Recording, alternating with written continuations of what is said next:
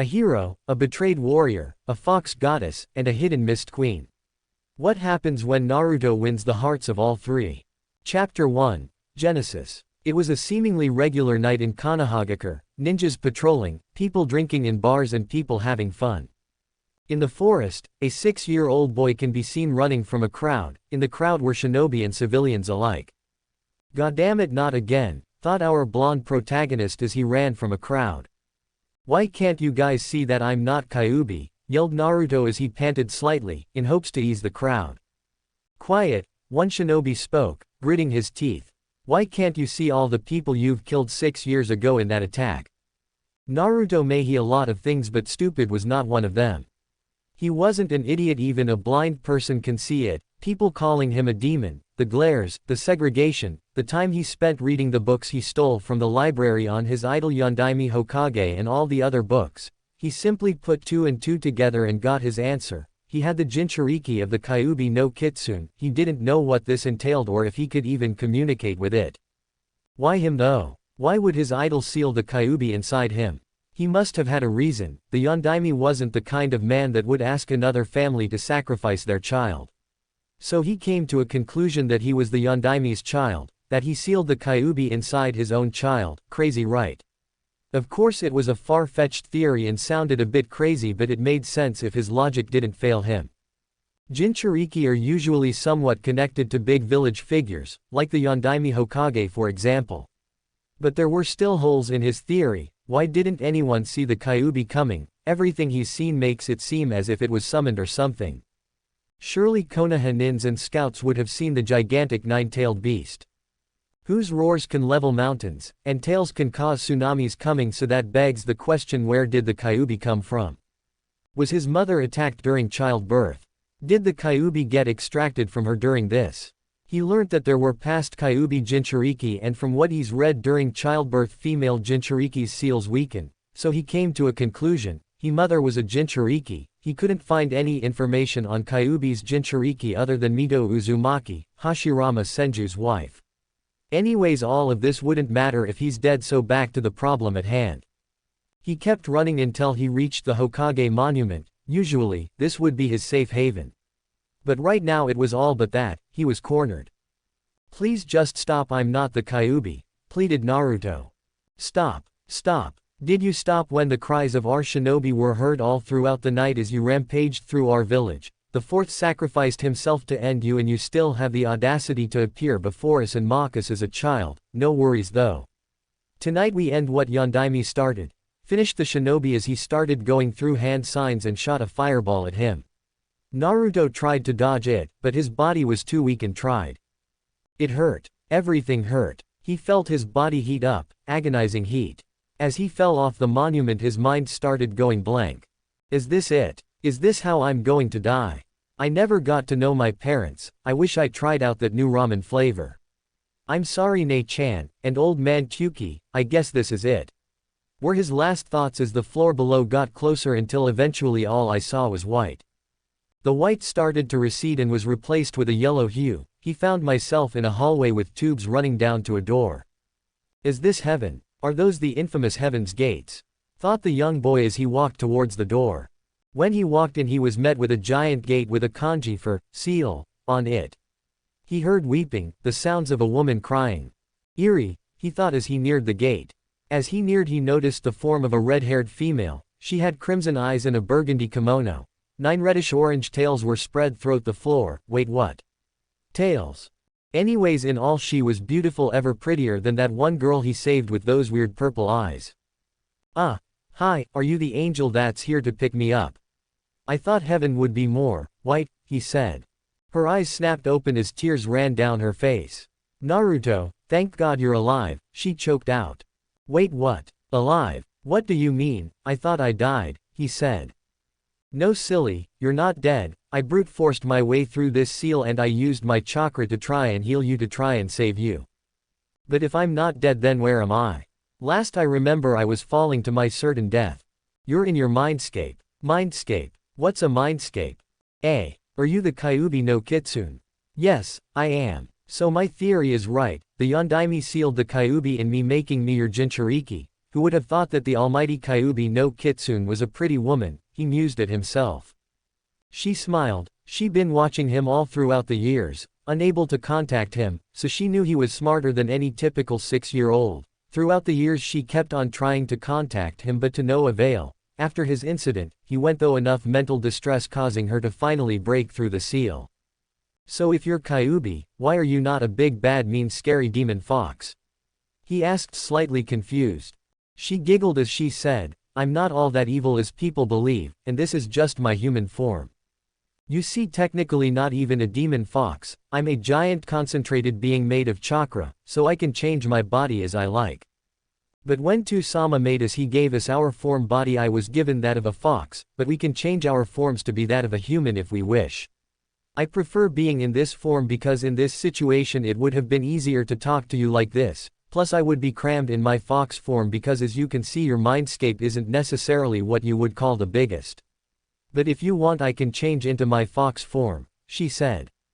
No, you're perfectly fine like that, but if you really are the Kyuubi then can you possibly answer some questions I have? Yes, what is it? She already had a general idea of what he was going to ask. Was one of my parents your previous jinchūriki? Yes, your mother, she was my second jinchūriki right after Mito Uzumaki. Uzumaki, that's my surname. Another question, if you know who my mother is, do you know who my father was? He asked in a hopeful tone. Yes, your father is, as you theorized, Minato Namikaze, the Yondaime Hokage. He smiled. I was right. Why did he seal you into me though? Did they love me? Yes, they were ecstatic when they found out they were going to be parents. They had everything planned out and your father was very protective of your mother, not wanting anything to happen to her and you, she said softly, smiling a bit at the end. Now, Naruto was not one to cry, but again he was a 6-year-old child. Sure, he was smart, what people would consider a genius at his age, but he was a child nonetheless.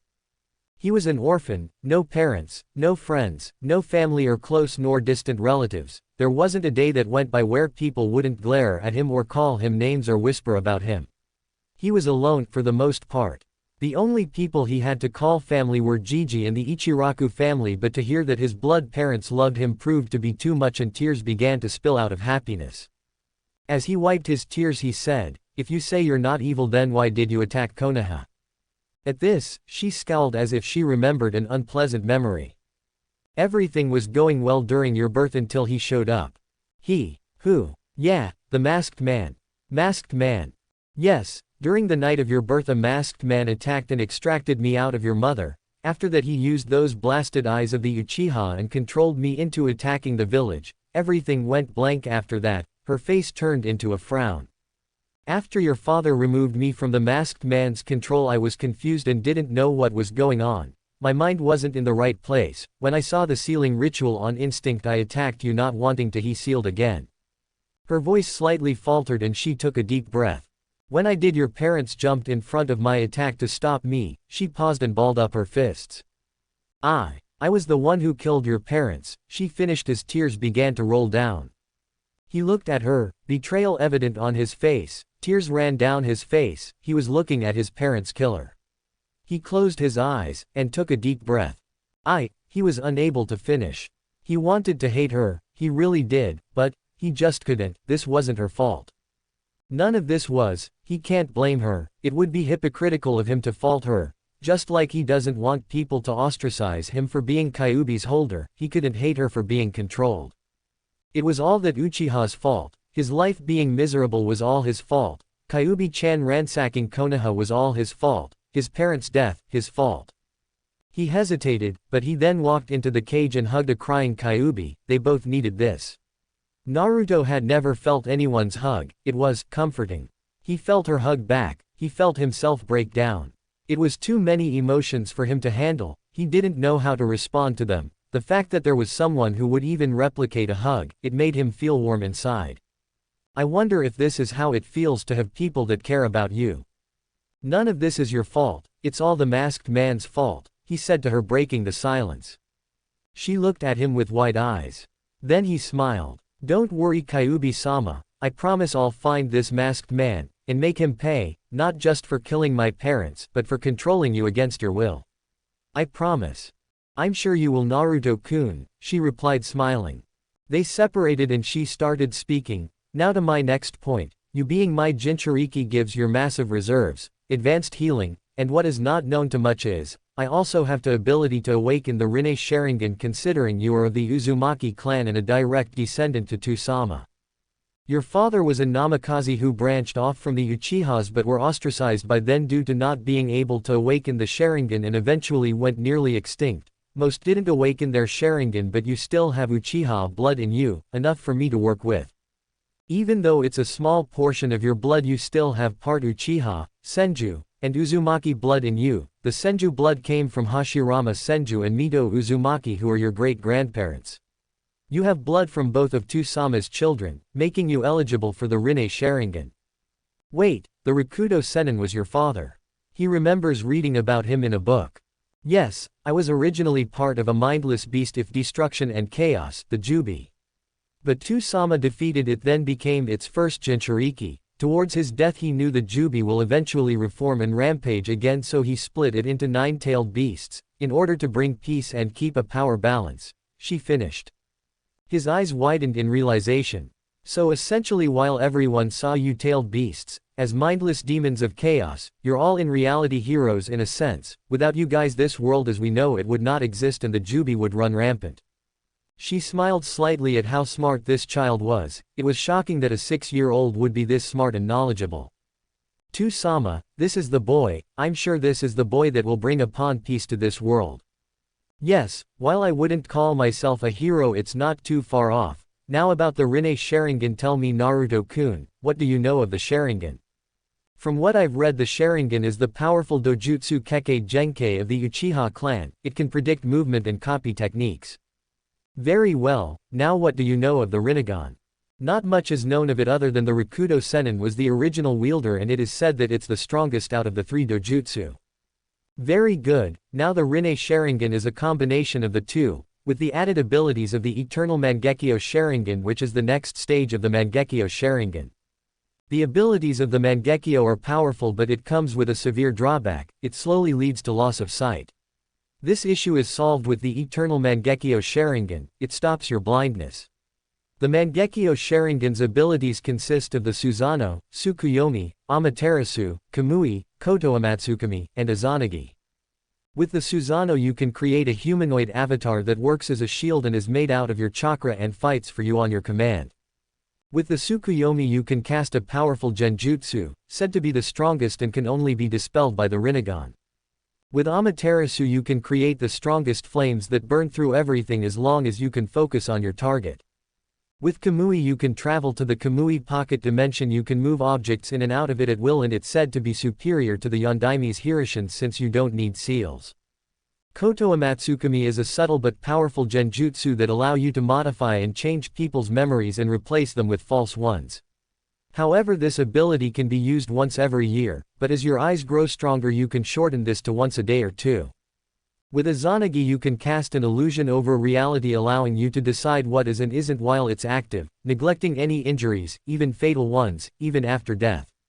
Although it has its limitations it is mostly used as defense or avoiding lethal wounds. But I recommend not using the last one since it can cause tremendous strain to your eyes leaving them unusable for a few days. The Rinne Sharingan also gives you the abilities of the Rinnegan. Information on the Rinnegan is scarce due to the rarity of users but due to Tusama being the original wielder I know of its abilities. The Rinnegan has the abilities of the Byakugan minus the 359-degree vision. It gives you the ability to use all 5 elements. You can see chakra and its flow. It can also see the tenketsu of the 8 gates. You can also create black receivers that can transmit chakra. Then there are the 6 paths. The Diva path can control gravity and either pull things towards you to push things from you. The Asura path allows you to mechanize your body. With the human path you can extract souls and read their memories. You can use certain Rinnegan summons with the animal path, these differ from regular summons. You can absorb chakra and pure chakra techniques through the Petra path, although you cannot absorb Senjutsu chakra. With the Nakara path you have access to the King of Hell. Then there is the outer path, which is you. The Rinnegan allows you to preside over life and death, granting you the ability to revive the dead, but beware it costs a lot of chakra. You can summon the demonic statue of the outer path, which is the body of the Kyuubi. I'm made of its chakra and the statue is the hollow husk of the Kyuubi. Although I recommend not using this as it does not require chakra but your life force, usually it will kill you, but due to your Uzumaki lineage, it'll leave you in a terrible crippled state. There are certain abilities limited to the Rinne Sharingan, like Limbo. Limbo allows you to reside inside an invisible world that is usually impossible to detect. While in this world you can still make physical contact with the physical world, allowing you to harm your enemies. While in this world, you can make up to 4 clones that reside in the Limbo world, all of which have the same abilities as you, finished the redhead. Wow, that doesn't sound fair to the rest of the world. She chuckled a little bit at his response. Yeah, I know, it's a lot to take in, but don't worry Naruto-kun, I will train you how to use these abilities, said the red-haired beauty, reassuring him. Will you really? Will you teach me how to be strong? I hate being weak. Yes, don't worry, after I'm done with you there won't be a single soul who will beat you, she said smugly. Yata, he exclaimed and jumped in happiness. Thank you Kyuubi-sama, I promise I won't disappoint you. She slightly smiled, this child is destined to do great things. Please, none of that Kyuubi-sama stuff, call me by the name Tu-sama gave me, call me Kurumi, but it's time you should be waking up Naruto-kun. I'll be giving you tips on how to use your abilities while in your mindscape. Since you've already made initial contact with me, I'll be able to talk to you while you're not in your mindscape, so when you respond talk in your head, I'll be able to hear. Now wake up Naruto-kun, I sense people near you. Okay, I'll see you later Kurumi-chan. Chapter 2, The Awakening.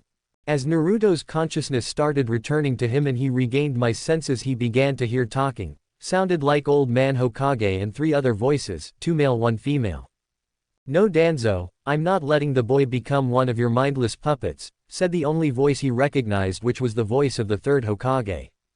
Then what do you suggest we do with the boy Hiruzen, said the other male voice. When he becomes of age I will enroll him in the academy.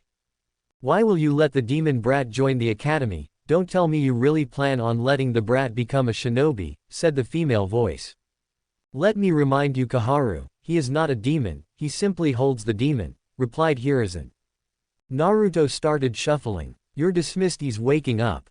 When he heard footsteps, then the door opened then closed. He took this as a cue to start shuffling some more and his eyes fluttered open. Ow, even opening his eyes hurt. Gigi, is it true you're going to enroll me in the academy? Asked the blonde boy.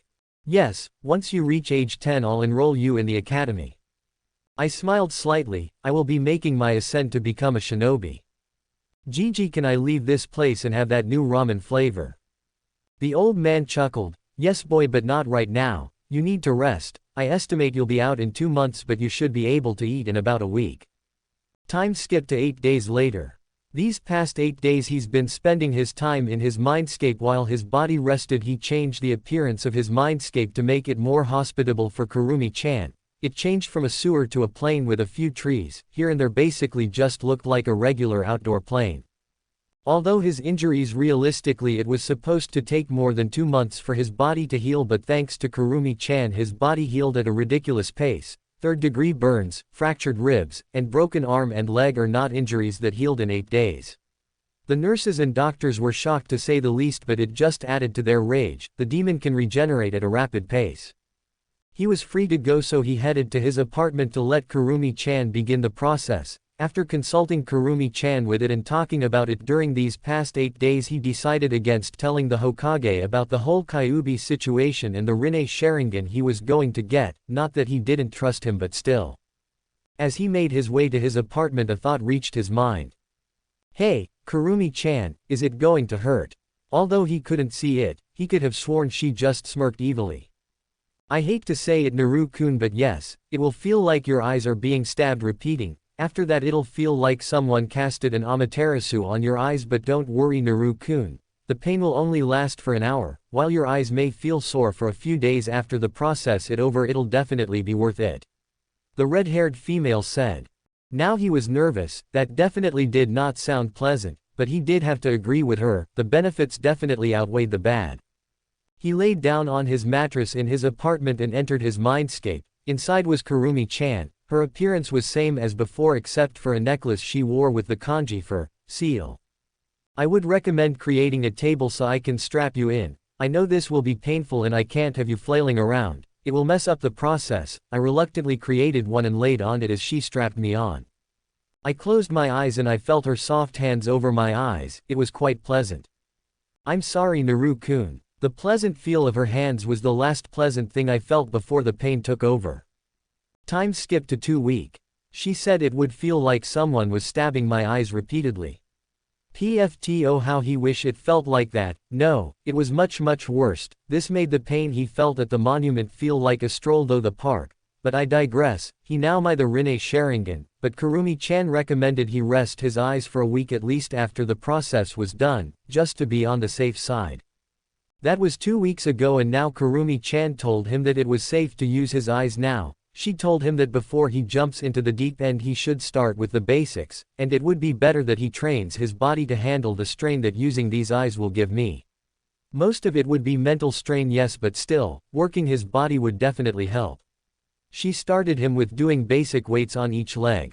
After I was fit enough for jutsus she taught him his first one, the Kage Bushin no Jutsu, Shadow Clone Jutsu. It was an A-ranked technique that required a lot of chakra but was no problem for him since cause of his massive reserves. The trick to shadow clones is that the memories from the shadow clone return to the caster after dispelling. It proved great for training. She had him perform them while water walking. Of course, learning these techniques was a walk in the park with his Rinne Sharingan, but the difficult part proved to be doing these techniques while walking on water. But he eventually got it down quickly due to his Rinne Sharingan. She taught him the basic academy techniques. After I got them mastered we started getting into elemental jutsus. She taught him one jutsu from each element. The first one she taught him was the Kaden, Gokaku no Jutsu, fire style, fireball jutsu. The basic fireball technique of the Uchiha clan. The second was the Futon, Daitapa, wind release, great breakthrough, AC ranked technique that allows you to blow wind through your mouth. The third was the Raiden, Jaibashi, lightning release, electromagnetic murder. It allows you to send a wave of electricity through your hands. The fourth was Doden, Doryuheiki, earth release, mud wall, which allows you to create an earth wall when you slam your hands on the floor. The fifth technique was the Sweden no Jutsu, water release, water bullet jutsu. This jutsu allowed you to spit a steam of water out your mouth. You can also split it and shoot them like bullets. He did these until he was able to do them with two hand signs, except for wind and lightning. He showed complete and utter mastery over these two elements. He can do his lightning and wind jutsu without any hand seals, but he still liked using one hand seal. Kurumi told him that he would have to practice with the three other elements until managed to gain the same amount of control he has with his lightning and wind techniques. Once he's done that, then he would be able to dabble into sub-elements. It's a popular belief that sub-elements like Yoden, lava release, or Hyoden, ice release, for example, can only be used with a bloodline. However, this isn't true. You simply just have to have complete control over the two elements, or three if we're talking about Jinten, dust release, required to form it. For example, people from the Yuki clan usually had near-perfect control over water and wind, so making ice wasn't much of an issue to them. They just had to practice their balance. To make the sub-elements you have to use combine and balance both elements. It sounds simple but it really isn't. It usually takes a long time, but with shadow clones this time should shorten. His body can now handle taijutsu, so Kurumi had him work on his taijutsu. He learned a taijutsu style based on agility. You would outmove your opponent and land hits in pressure points, slowly crippling your enemy. He had to extensively study human anatomy in order to learn where the pressure points were to make this style work. He also had to be really fast in order for this technique to work. If he was going to be honest, it's based on the Hyuga's Juken. In a matter of fact, he can probably replicate their Juken because he can see the Tenketsu, but he didn't want to, maybe eventually but not now.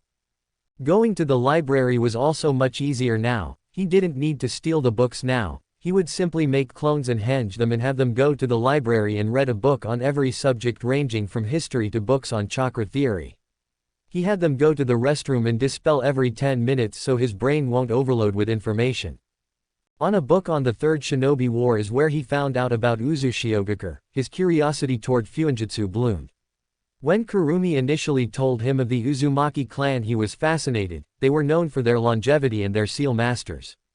He was shocked at how badass his clan was. He decided to try and become a seal master, to continue the Uzumaki legacy and not let his ancestors down. He made a mental note to visit the ruins at one point. Because there was bound to be some scrolls or something, Iwa and Kumo must have searched through the ruins for stuff, but the Uzumaki were known for their seals. He's sure that there was some secret vault with really badass jutsu or seal locked behind really complex seals that only allowed someone with Uzumaki blood or something to open it. Well, at least he hoped there was.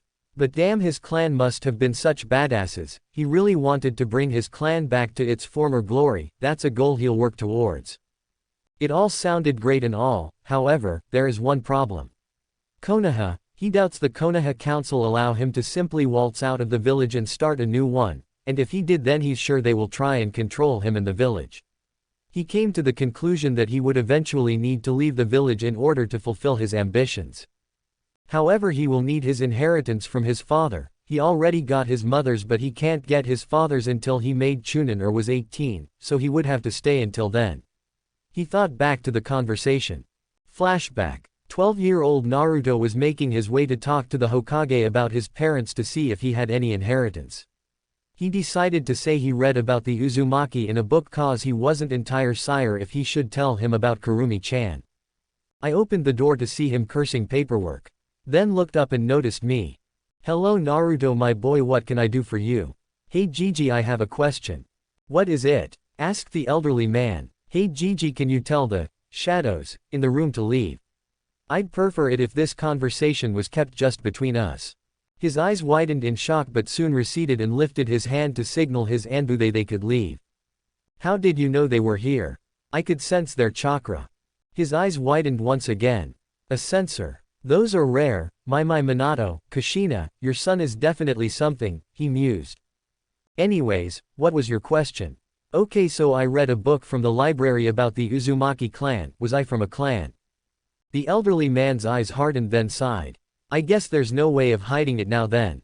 Yes, you're the last of the Uzumaki clan. They along with Uzushiogakure, which is where the majority of them lived, fell in a joint invasion by Kumo and Iwa, due to fear of the Uzumaki growing stronger.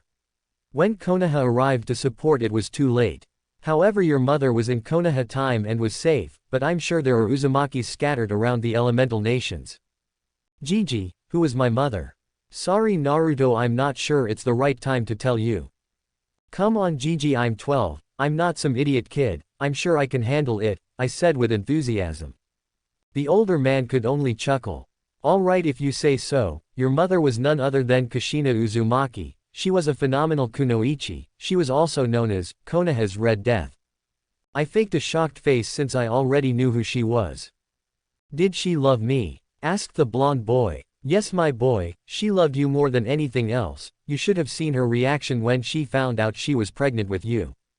He already heard this from Kurumi, but nonetheless, it made him happy and brought a smile to his face to hear it again. Did she leave me anything? I wasn't going to give you her inheritance until you made Chunin, but seeing as you are mature to handle it, I'll give it to you, said the older man as he pulled out a scroll and said. It will open with your blood, open it when you get home. Okay thanks Gigi, but what about my father? Asked the blonde boy. I'm sorry Naruto, that information I cannot disclose. You have to make Chunin or be 18 inches. I decided not to push it. I already got my mother's inheritance, so this trip was already a success. Okay thanks Gigi, Yane. Flashback end. It was now night and he was resting, so he entered my mindscape to spend some time with Kurumi. Hey, Kurumi-chan, what are your thoughts on my plan to revive Uzushio? Is definitely ambiguous, but I believe if anyone can bring Uzushio back to its former glory, it's you. You have my support. Thank you Kurumi-chan. Nay, do you really think there are others besides me? I'm not sure, but I'm pretty sure that there are clan members scattered around. The Uzumaki are too stubborn to die out after all. A small chuckle left my mouth. Right. Chapter 3, Graduation. I'm now on the last day of the academy, so it's been 8 years since I've started my training with Kurumi-chan, and I must say, I'm quite proud of my progress. I'm not one to toot my horn, but I would definitely stomp on all my academy classmates combined. I've mastered all 5 of the elements to the point where I no longer need hand seals and can call out my techniques in my mind without having to say them out loud. I've also managed to pick up some kenjutsu because there is nothing better than a well-rounded shinobi. Of course, I was still pretty sloppy and didn't know any stances. I was hoping to find someone that will maybe train me. I'll have to ask Hokage Gigi if he knows anyone. I've learned how to use the Petra path, Diva path, human path and animal path and human path. I had to practice on animals for the human path, but I didn't just want to needlessly kill animals, so I used this as an opportunity to practice the outer path. I just can't get myself to use the Asura path, it's way too creepy. With my Sharingan abilities I can use the Kamui, Tsukuyomi, Amaterasu with ease and no strain. The Kamui ability is quite neat, I find myself using it a lot. I haven't found a use for Koto Amatsukami and Izanagi yet. With my Susanoo I'm only up to the skin. I already have the ribcage and skin but no armor, so it still needs work. With the scrolls Ka-san left I've gotten a better hang with seals. I can now make gravity seals which help a great deal with my physical training. I've also learned how to make chakra blocking seals and chakra disrupting seals. The chakra blocking seals seal off your chakra and the chakra disrupting seal messed with your chakra flow, making it harder to perform techniques. I'm working towards not needing paper to use them. I've also created a seal that stores my chakra, so if at some point I run out of chakra I have a little boost and a backup. I've also learned how to make sealing tattoos that I put on my arm. I would just pump chakra and think of the item I wanted and it will pop it out as long as it's in the scroll. Funny enough, a big part of seals is not just making seals, but understand them. It's kind of hard to explain it, but a big part of it is understanding the seals and identifying what seal it is and trying to figure out how to do and undo it. It's quite fascinating. My current Fuinjutsu project I'm working on is a seal that allows me to seal any chakra-based jutsu fired at me and shoot them back out. Like say for example I face another Mangekyō Sharingan user and they fire an Amaterasu at me, I could seal it and shoot it back out at them. This would be useful if I'm trying to conserve chakra. However, I was currently stuck. I was able to suck it in to shoot it out, but instead of having it burst out and shoot towards them it would simply just plop down. Then I remembered back to when I received my mom's inheritance and scrolls, then a smile crept to my face. Flashback. As soon as I left Hokage Gigi's office I dashed home as fast as possible. When I arrived I opened the scroll and used a kunai to prick my finger and wiped my finger in the scroll. Soon a few items popped out. The first one I picked up was a scroll. From Kushina Uzumaki, your Ka-san. Hello Sochi, if you're reading this then it means that I'm not around to be with you. I just hope that you're not mad at me nor you too san, and if you are that you'll one day come to forgive us. We really wish we were around to see you grow up, but right now is not the time for such negative thoughts. I left you some scrolls for some Uzumaki sealing techniques if you ever one day hope to pick up Fuinjutsu. I also left you a special key that will lead you to a vault where my family's treasures are hidden. Make the Uzumaki proud. Inside there is also a scroll for the famed Uzumaki chakra chains which are capable of restraining a buji. They can also be used. Key will need your blood for it actually work, and once it starts glowing pump chakra into it. I love you Sochi. Again, I'm sorry I wasn't there during your childhood. I hope you turned out good. P.S. I hope you're on good terms with Kurumi. I trust her to train you as she did with me. Yane teardrop mark. You taught Ka-san. Yes, I remember when she was a little kid. She was smart but hot-headed at times. Your father was the only one that could calm her down. Most of the time, said the vixen as she gave a nostalgic chuckle. I looked at the other items and noticed the key she mentioned. It was pretty big, almost as big as half of my forearm, but it was surprisingly not heavy. So I hid it in a sealing scroll for when I visit the Uzushio ruins. Next were a couple of scrolls one assumed were the sealing techniques she was talking about and some jutsu. Flashback end. Since I've mastered all of the 5 elements I started experimenting with sub-elements. The easiest was definitely Hyoten, ice release, and Shoten, crystal release. The rest were quite difficult. Although Mokuten, wood release, is a special case, that one I could currently not do since it not only requires earth and water, but you have to be a sage since you have to be one with nature. He would need someone who is familiar with the sub-elements to help me out, something he will definitely be looking out for when I leave. I've heard there was a woman who can use both Yoden, lava release, and Futen, boil release, fighting in the civil war in Kiri. I've also mastered the chakra chains that Ka-san mentioned in the letter. He can create a barrier and can freely control how much chains can come out and control them at will as if it was another limb. They prove to be useful for many other things outside the battlefield. Like multitasking while making ramen. Now that's enough boasting about my abilities. I don't want to get an inflated ego like a certain Uchiha. I finished getting dressed and ate a quick bowl of ramen. I grabbed my stuff and was about to leave via Kamui, but anyone saw that it would be a pain to explain it to anyone if anyone saw it, so I made a one-handed ram sign and left in a blur via Shunshin body flicker jutsu and arrived in front of the academy. I've made a lot of great friends through these 4 years that I've been in the academy. It truly saddens me that I'll have to leave, but it must be done. Talking about relationships, Kurumi and I tied the knot. I spent a lot of time with her. I started feeling funny as I spent time with her. I had an idea as to what it was that I was feeling, but I couldn't tell her until I was certain. Until I was sure I fell in love with her. When she told me she loved me too, it was truly one of the best moments of my life. Anyways, when I entered the academy, all my friends whom I've just mentioned were there. Firstly, there was Kiba Inuzuka, heir to the Inuzuka clan. He was a bit brash and loud, always yelling stuff about being an alpha male and whatnot. Can't really understand that, must be an Inuzuka thing. Secondly, there was Shikamaru Nara, heir to the Nara. He's lazy and says, troublesome, but don't let that deceive you. He may not be much, but he's a genius. Whenever I play shogi with him, I always lose. We've been friends since before the academy, since he's never been mean to me like all the other kids when they used to play in the park. Thirdly, there is Choji Akamichi, heir to the Akamichi clan. He's big-boned. His clan jutsu use his calories and turns it into strength. He's a great guy with a big heart. There isn't a moment where you don't see him with chips. Fourth, there is Shino Abarame, heir to the Abarame clan. He isn't talkative, but he's still nice to him, thus a friend to him. Fifth, there is Ino Yamanaka, heiress to the Yamanaka clan. She isn't as bad as it seems. At first look she seemed bitchy, but she's nice to me, and that's enough in my book. Now only if she could get over her fangirl attitude and focus on training more, then that'll be more points in his book.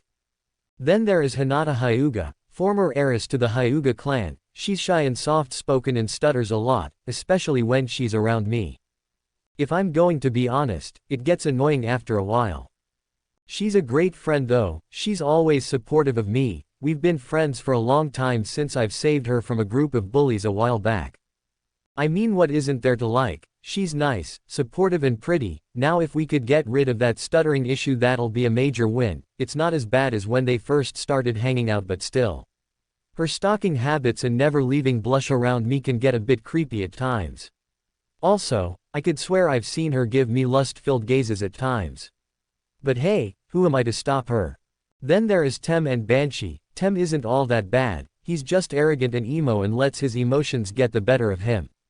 I can understand why. Having your entire clan and family killed by your older brother who you cared for and looked up to tends to do things to people. He can probably be fixed. His skill is pretty high for an academy student compared to everyone else, so I can respect that, but still it's nothing to call yourself an elite for. Although he would sometimes catch Sasuke looking at him, a bit weird, but whatever. Then there is the Banshee. She's beyond salvation. I tried to befriend her and she thought I was hitting on her. I honestly feel bad for Sasuke. Let me show you in a flashback. Flashback. It was the first day in the academy. I was excited because I could finally start my journey as a shinobi. Everything was going fine. I befriended a few clan heirs and even a civilian girl named Amy. I was going to befriend another civilian girl named Sakura Haruno. I recognized that last name from the civilian council. Maybe if I got to befriend her, her mother won't be a total, for a lack of better word, bitch to me. However, that was a mistake that made my ears suffer. Hi, my name is Naruto Uzumaki, nice to meet you, I said with my hand out, hoping to make another friend. Shut up, Naruto Baka, stop trying to flirt with me, my heart is only for Sasuke-kun, yelled a certain pink-haired Banshee. I winced at her tone. What the is wrong with her? I decided to not push it anymore and just walked away in hopes of never experiencing that again. Flashback end. I slightly winced at the memory as I made my way up towards a seat next to a certain lavender-eyed girl while greeting my friends. Hey Hina-chan, are you ready? I asked as I sat down next to her, but chuckled a bit at her full-blown blush at her nickname. I hope I am N. Naruto-kun, she said, saying his name barely over a whisper as her blush darkened. What was that, Hina-chan? I didn't quite catch that last part, I said teasingly. She may be my friend, but you can't resist not teasing her. Her blush was now a full-face blush. Stop teasing me, Naruto-kun, I'm just not used to this yet, she said, looking down slightly. I smiled. It's okay, Hina-chan, I didn't mean to tease you. We can stop with the nicknames if it makes you uncomfortable. No, don't, she said a little bit louder than she expected as her face started steaming in embarrassment as everyone turned at her to see what all the fuss was about, so she crossed her arms on the table and hid in them to hide her embarrassment. So of course, I took this as an opportunity to tease her some more. I'm starting to wonder if I'm a sadist. I brought my mouth near her ear and whispered suggestively. Hina, I never knew you felt so strongly about that. I could have sworn that when she shuddered she moaned a bit, but Iruka came to her rescue. All right, brats, quiet down, yelled a certain scarred Chunin before continuing. Today we will see if these 4 years did anything towards your goal to become shinobi or kunoichi, or if you just wasted your time. We're starting off with a written exam, he finished as everyone except a certain blonde groaned. As they passed out tests, I noticed one had a genjutsu over it. He knew it must have come from the Chunin named Mitsuki. His negative emotions sensor always went off when he was around him. He must be one of those fools who see him as the Kyuubi. So I simply make a discreet hand sign and dispelled it. Hey Kuru-chan, get a load of this, I said in my mind. A little while after I made contact with her, she requested to share my senses. She'll see what I see, hear what I hear, taste what I taste, and feel what I feel. I of course allowed that, since what did I have to lose? It probably gets boring in here. Are those really the questions that you need to become a shinobi? That's kind of depressing. Yeah, I don't see how anyone could possibly fail this, the blonde mused. So are you going to go through with your plan? Yeah, I'll just have to get a passing grade. I read somewhere that every year there is a squad that has the Rookie of the Year and Dead Last of the Year with the best and most promising Kunoichi of the Year in the same squad, in hopes that the 2 top rookies will be a motivational factor for them to improve. So he decided to use this as an advantage to get the best squad for a better chance at passing the Chunin exams. If he is correct, then Hinata will probably get the Kunoichi of the Year and Sasuke will get Rookie of the Year. So he has to become the Dead Last of the Year. So he decided to get the bare minimum to pass in hopes of becoming the Dead Last. Era Naru-kun, who would have thought about that? Such a genius. I may have to reward you if this works, she said suggestively with a giggle.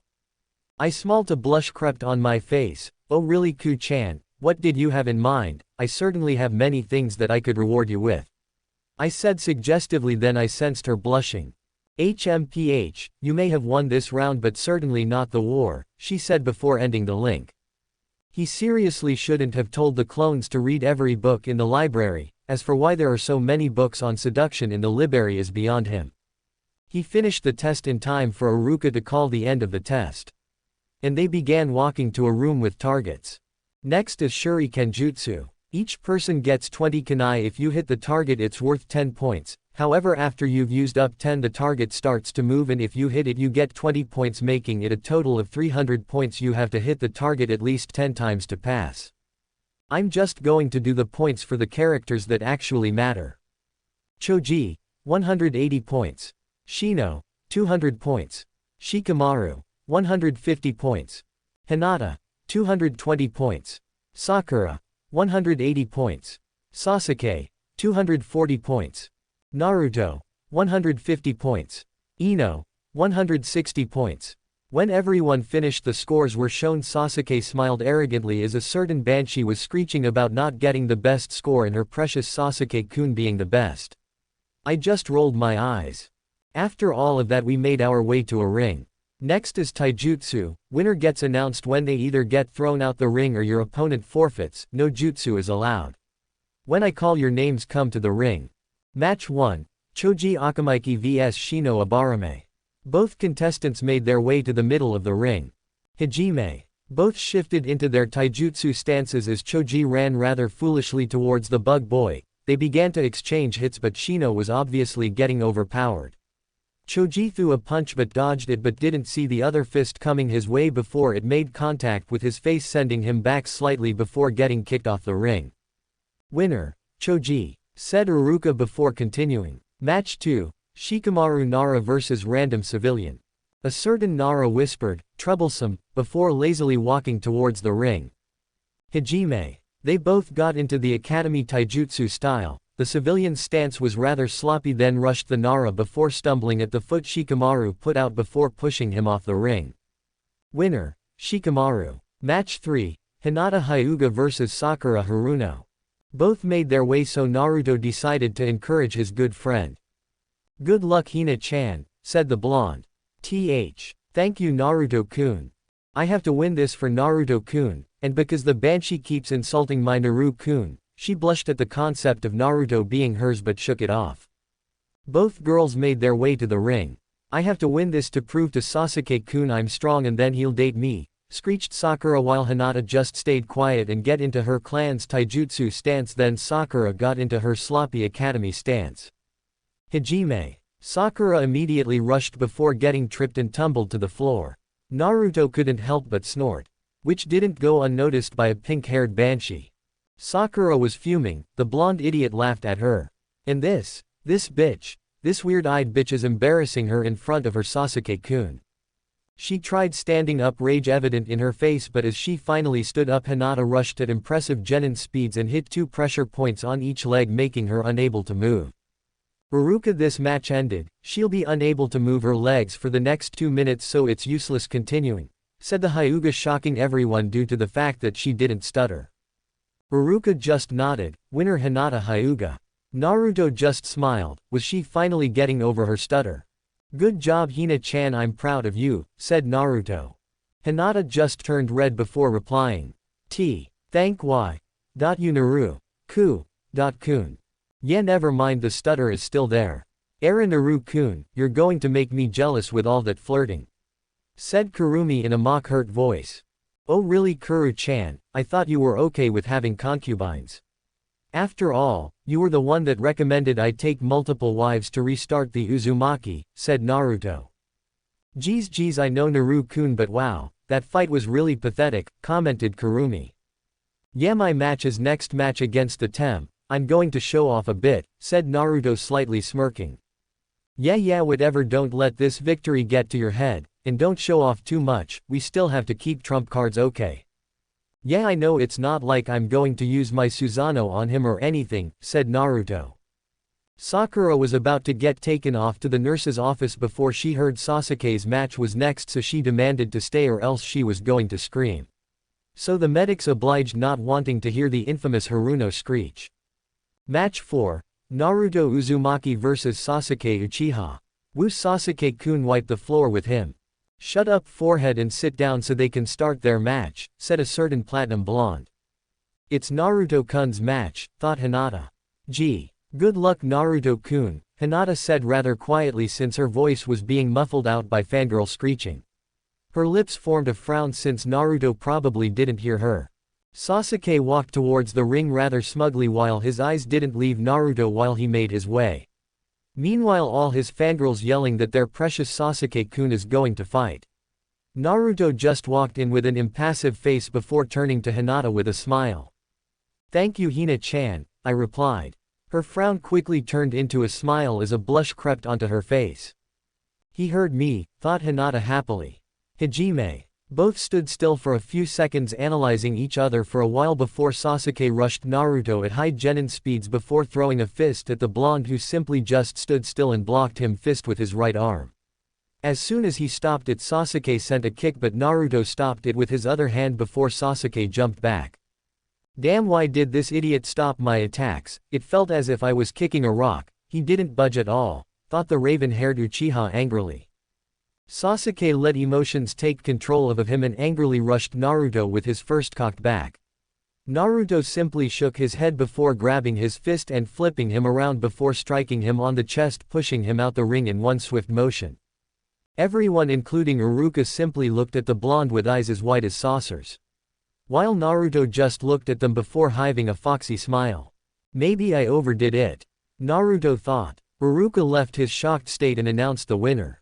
Winner Naruto Uzumaki. Sasuke was fuming. How did this clanless loser beat him? An elite. The Uchiha are the best of the best, so how did he let this doby beat him, he thought angrily.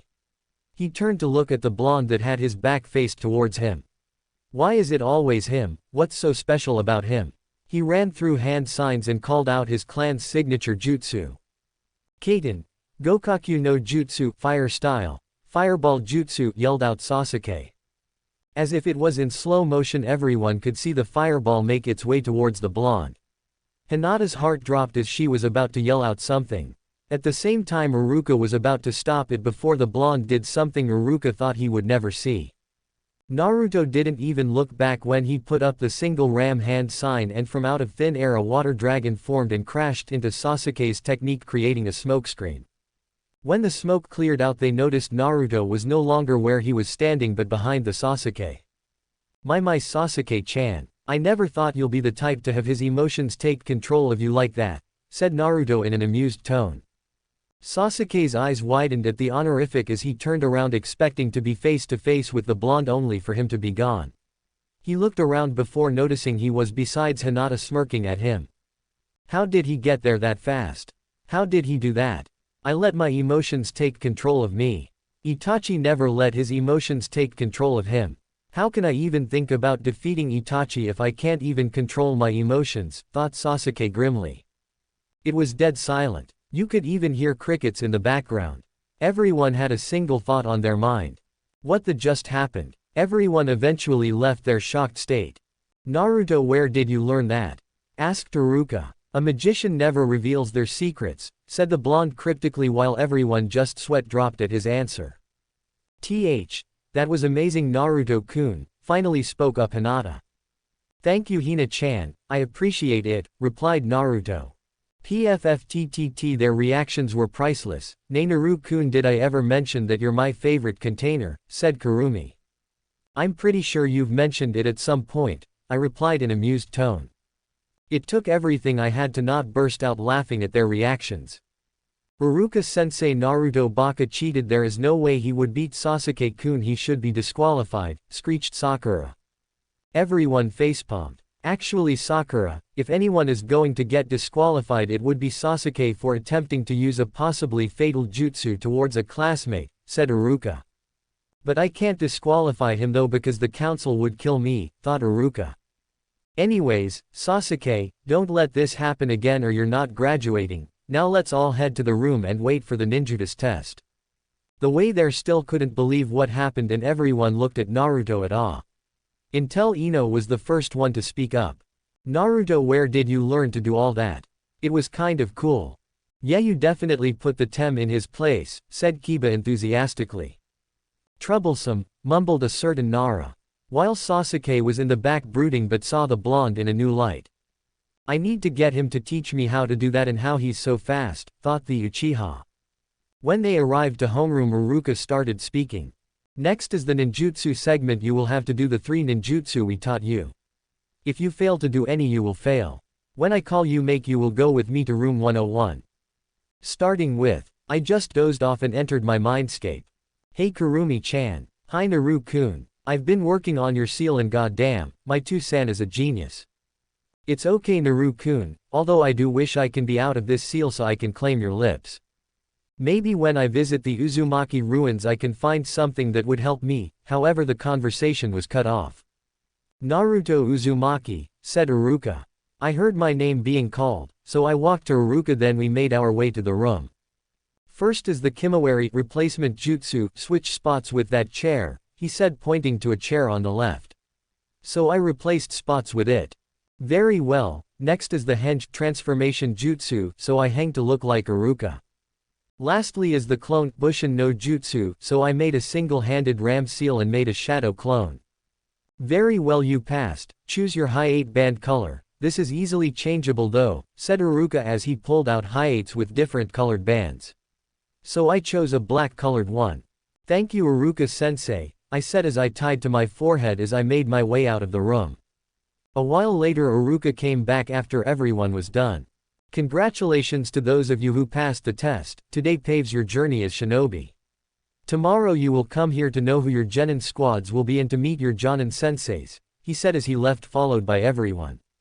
Night time. I was currently finishing training when in the distance I noticed someone passing by. It was for a second but I managed to recognize who it was. It was my friend Amy. The last time I saw her I was comforting her because she was crying due to not passing the exam. But then I noticed a giant scroll on her back so I decided to follow her. I arrived to the clearing she was at and she was looking at the scroll. I noticed it was the scroll of sealing. I decided to show up behind her without her noticing and ran my eyes through it so copy the techniques, thank God for the Sharingan's photographic memory. After I finished I decided to make my presence known. Hey Amy-chan, I hope you know stealing the scroll of sealing can put you into prison. She jumped up in shock. You scared me Naruto-kun. Guess what, I'm gonna pass, she said happily. Mizuki-sensei said that if I learn a jutsu from here I'll be able to pass. Mizuki-sensei. What does he, but my thoughts were cut off by the sound of air being cut. On instinct I grabbed Amy and the scroll jumped away. I turned to look at the spot where they came from and Mizuki was standing there. Ah, I see what's going on. Mizuki-sensei, I got the scroll, said Amy. Okay good, now give it to me, said Mizuki. No Amy, don't, I said as I put out my arm to stop her. Why, said Amy before being cut off by Mizuki. You, he said as he looked at me with venom laced in his voice before an evil smile crept onto his face. Say Naruto, do you know who everyone hates you? Because you're the Kyuubi, the demon who killed countless people. You are the demon, he said with a smirk. I could have sworn I heard Kurumi snort in my head. I just looked at Mizuki with an blank stare before I went into a mock thinking pose. A demon you say? That sounds pretty cool. I mean Kyuubi is the strongest of the tailed beasts so it must mean I'm strong, right? I mused. Mizuki just looked at me with shocked eyes before they turned into angry hate-filled eyes. Yes, a demon, and I will be the one to kill the demon, he said before throwing a couple of shurikens so I grabbed Amy and the scroll and took her to another secluded place. Stay here and take care of the scroll, he tricked you. I'll take care of him, I said seriously. When I saw her nod nervously I left in a blur. When I arrived to where Mizuki was I was met with Mizuki rushing me with his fist cocked back. I sidestepped his fist and grabbed it and spin him and threw him to a tree. I then called out my technique. Bansho Tenon Universal Pull. Mizuki found himself being pulled by Naruto by an unstoppable force before he was met with a punch to the face with a strength no genin should have. He flew to another tree and was knocked out cold. He heard Iruka coming and when he arrived I told him what happened and where Amy was. We then tied up Mizuki and took him with us. We went to where Amy was and explained what happened. Iruka told me we would go to the Hokage to make sure Amy wouldn't be punished and explain the situation since I was the one with Amy. When I arrived at the Hokage Tower house via Shunshin, I walked in and kicked the door open to the shock of Amy and Iruka. Hello Gigi, so basically I was training in the forest when I saw Amy running with a giant scroll. I decided to follow her to see what happened but when I arrived I noticed that it was the scroll of sealing. She then told me that Mizuki told her that if she got the scroll she'll be able to pass the academy test she failed. Mizuki then came and attacked us proving that he tricked her, so I confronted him and stopped him then Iruka came. And now we're here. The Hokage was shocked that Naruto managed to take out a Chunin fresh out of the academy. Very well done my boy, for doing such a great job. This will go on your record as a B-ranked mission, you're free to go. I nodded and left via Shunshin. When I got home I laid down and entered my mindscape as my body rested. Tomorrow would be a new day, I'll meet my Jonin sensei and my genin squad. Chapter 4, Bell Test. Naruto awoke to the blazing sun in his face screaming, wake up. So today you'll see if your plan worked, said Kurumi in his head. Yeah, if it doesn't I just embarrassed myself these past 4 years getting the minimum passing score on my tests, replied Naruto. He left his bed and started changing into his new appearance. Since he was starting his shinobi career he decided to change his appearance to be more fitting for a shinobi. He went with mostly dark colors since it's more fitting for a shinobi. He of course would have preferred to wear orange but orange isn't very shinobi-like, and plus if he put too much orange Kurumi would probably kill him. He wore black anbu pants with tape wrapped around his right thigh with standard black shinobi sandals. He had a custom-made dark gray shuriken and kunai holster. Inside has a seal for the pocket dimension where he has hundreds upon hundreds of kunai and shuriken. He wore a dark gray vest, think Kakashi's vest, while he was Hokage, with the Uzumaki swirl on the back. He had medical tape wrapped around his neck. Underneath the vest was a standard long-sleeved black shirt and black fingerless gloves. He put on the mask he made using the creation of all things technique and utilizing the yin release to materialize it, and made it out of his chakra, think Menma's mask from Road to Ninya movie, except instead of red coloring it had orange coloring. Kurumi told him it's the same technique that was used to make the tailed beasts. Rakudo Sennin used the yin release to make their bodies and yang release to give them life. Man, if Rakudo Sennin used this technique to make the Biju in his deathbed, he must have been terrifying.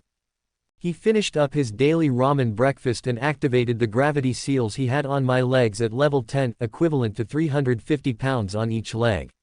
He left in a lightning shunshin and arrived to the academy doors. When he went inside, everyone looked at him strangely. He then realized he still had his mask on, so he took it off and put it in a seal on his arm. He just ignored the blushing faces and made his way to his seat next to Hinata. She turned to look at him with a lustful daze in her eyes.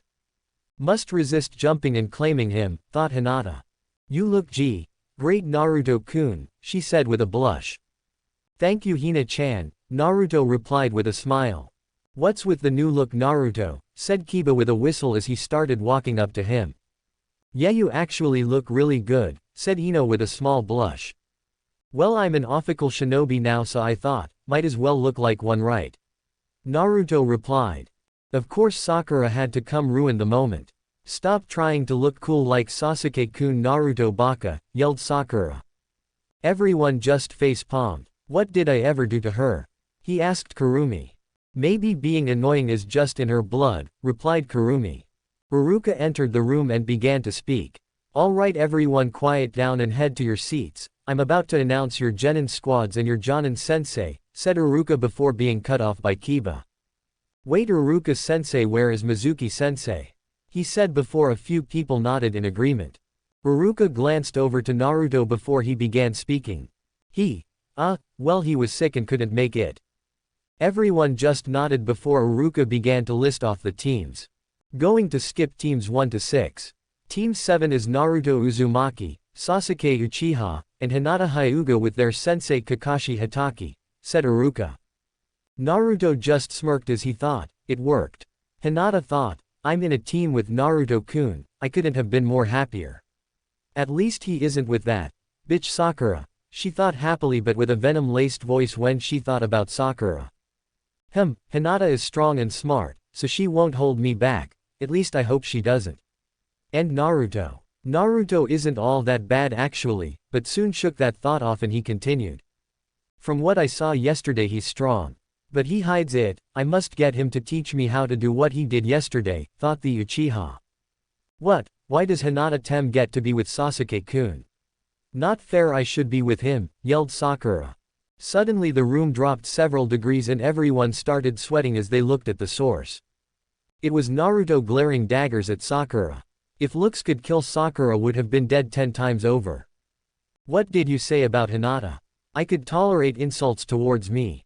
But I will not tolerate when you insult one of my precious people. Understood, said Naruto with venom coated on every word he said. She just nodded nervously. Good, he finished before the temperature returned back to normal before everyone looked at him with the same thought on their mind. Well, that was scary. Iruka regained his composure before he began speaking. Well, to answer your question, the reason they're in a squad is because Sasuke got Rookie of the Year, Hinata got Kunoichi and Most Promising Student of the Year, while Naruto got Dead Last of the Year. This team was assigned because the 2 top students will push the dead last to do better.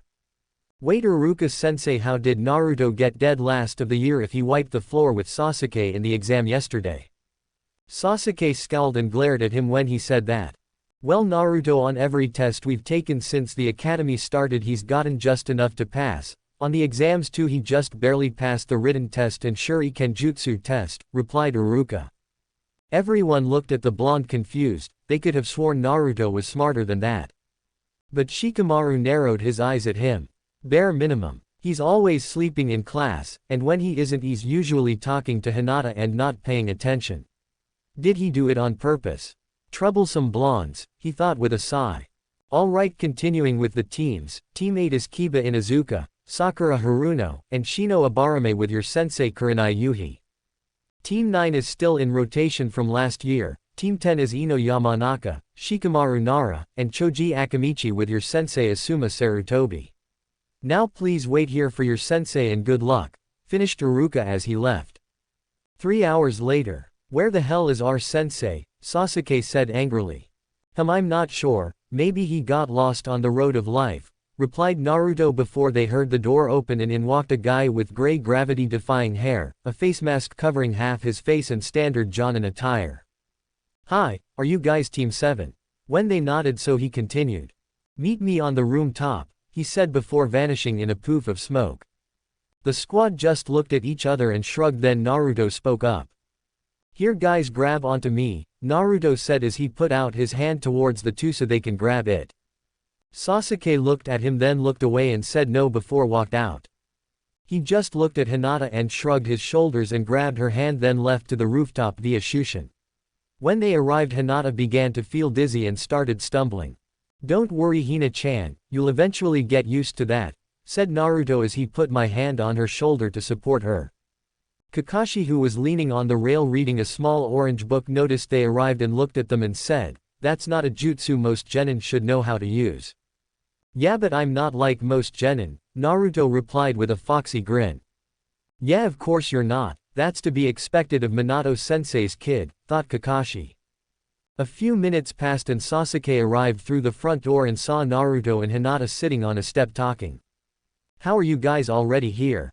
Asked Sasuke. Well, I told you to hold on to me but you didn't want to, so I just left with Shunshin with Hina-chan, replied Naruto before Kakashi started talking. Alright, since you're all here, why don't you tell me about yourself, things like your name, your likes, dislikes, dreams and stuff like that. Bluey, you go first, said Kakashi as he pointed at Hinata. My name is Hinata Hyuga, my likes are cinnamon rolls, my friends, she looked at Naruto and blushed before continuing, and training my clan's taijutsu. My dislikes are people who insult my friends, perverts, and judgmental people. My dreams for the future are to become a kunoichi my family would be proud of and eventually start a family of my own, she finished while her blush got deeper and she glanced at Naruto. Now you emo, said Kakashi while pointing at Sasuke, then he scowled. My name is Sasuke Uchiha, my likes. I don't like anything. My dislikes. I dislike a lot of things. My dreams. I have one dream, and that is to kill my brother and avenge my clan. Everyone's sweat dropped. That's to be expected, though Kakashi grimly. Now you blondie. My name is Naruto Uzumaki, my likes. I like ramen. My dislikes. I don't like it when people insult my friends. Dreams. Well, I had a dream that I was eating a giant bowl of ramen last night, said Naruto, then it was everyone else's turn to sweat drop. Very well, tomorrow meet me at training ground 7 at 7, so we can take the actual test.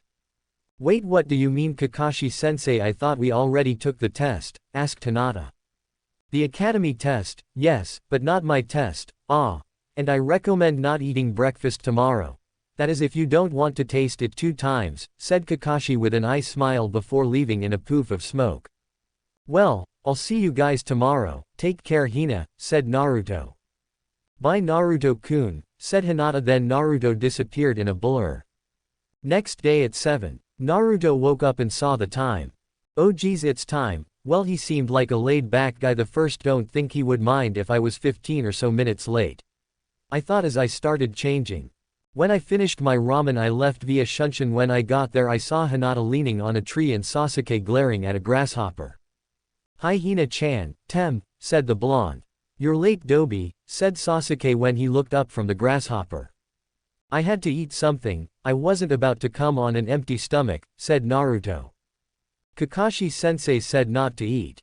No, he said, I recommend you don't eat. He never said it was an order, and if I do end up tasting it twice, then oh well, said Naruto as he sat next to Hinata before he continued speaking.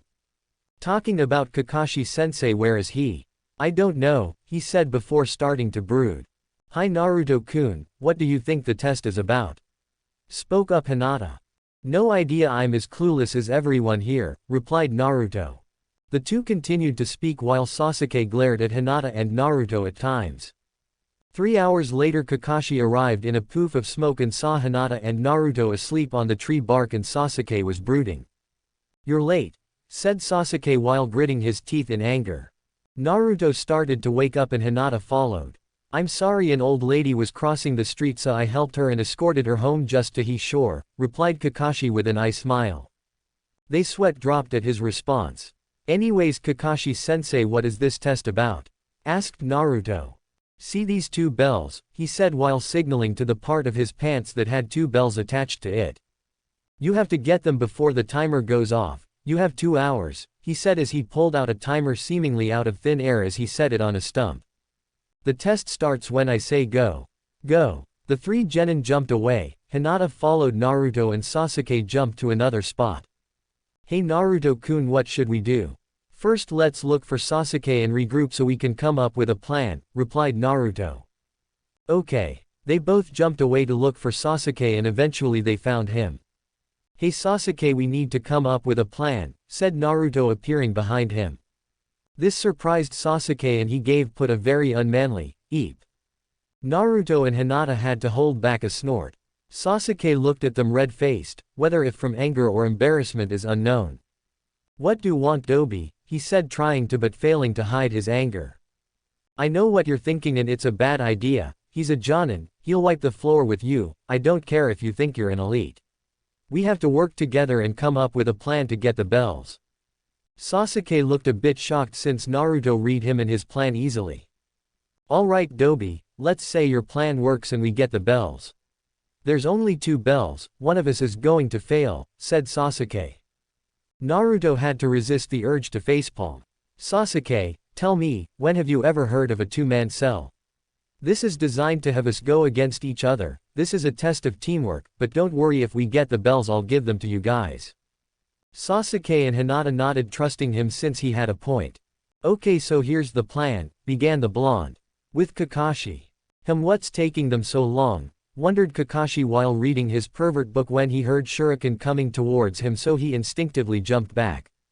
You're going to have to do more than that if you plan to take these bells, Naruto, said Kakashi as Naruto jumped off the tree he was on. I know, Kakashi. Iruka told me to not underestimate Naruto, that he's smarter than he lets on, he thought, thinking back to when teams were assigned. Flashback. Kakashi and all the Jonins were getting the information on his team when Iruka said something interesting. Lord Hokage, I noticed something interesting when reviewing the tests throughout the academy and the final exam. He got the bare minimum passing score for the Shuriken Jutsu and written exam. But in the Taijutsu test he beat Sasuke Uchiha with ease. I believe Naruto is hiding his abilities. He made a water dragon out without any water source nearby when Sasuke launched a fireball at him. The only other person who's been able to do that is the Nadaime Hokage. Not only that, but he only used 1 seal to cast it. Everyone in the room looked shocked. Alright, thanks for that information, Iruka. Kakashi, I want you to test the boy and see if what he said is correct. Hi. Flashback end. Naruto pulled out a kunai out of his pack, then put on his mask. What's the mask for? Asked Kakashi. Not really sure, just for aesthetics, honesty, but I might add some seals, replied Naruto. Kakashi's eyes widened for a second. He knows Fuinjutsu. But his thoughts were cut off when Naruto rushed him at shocking speeds with a kunai in hand. This alerted Kakashi and he put away his book and pulled out his kunai to block it. When the kunais crashed, Kakashi was surprised at his strength. He jumped back and thought. Iruka is right, I can't underestimate him, I was hoping I wouldn't have to use this. Kakashi pulled up his headband revealing his Sharingan. Naruto smirked, so you're finally getting serious, Sharingan no Kakashi. Meanwhile Sasuke in a tree nearby saw this and nearly fall off. What? How does he might have clans Kekkei Genkei? Thought angrily. Naruto made a single-handed ram sign. Suiten. Suiryuden no Jutsu, water release. Water dragon jutsu, thought the blonde. A water dragon materialized out of thin air and hovered. Raiden. Jaibashi, lightning release. Electromagnetic murder, thought Naruto as he sent a surge of lightning towards the water.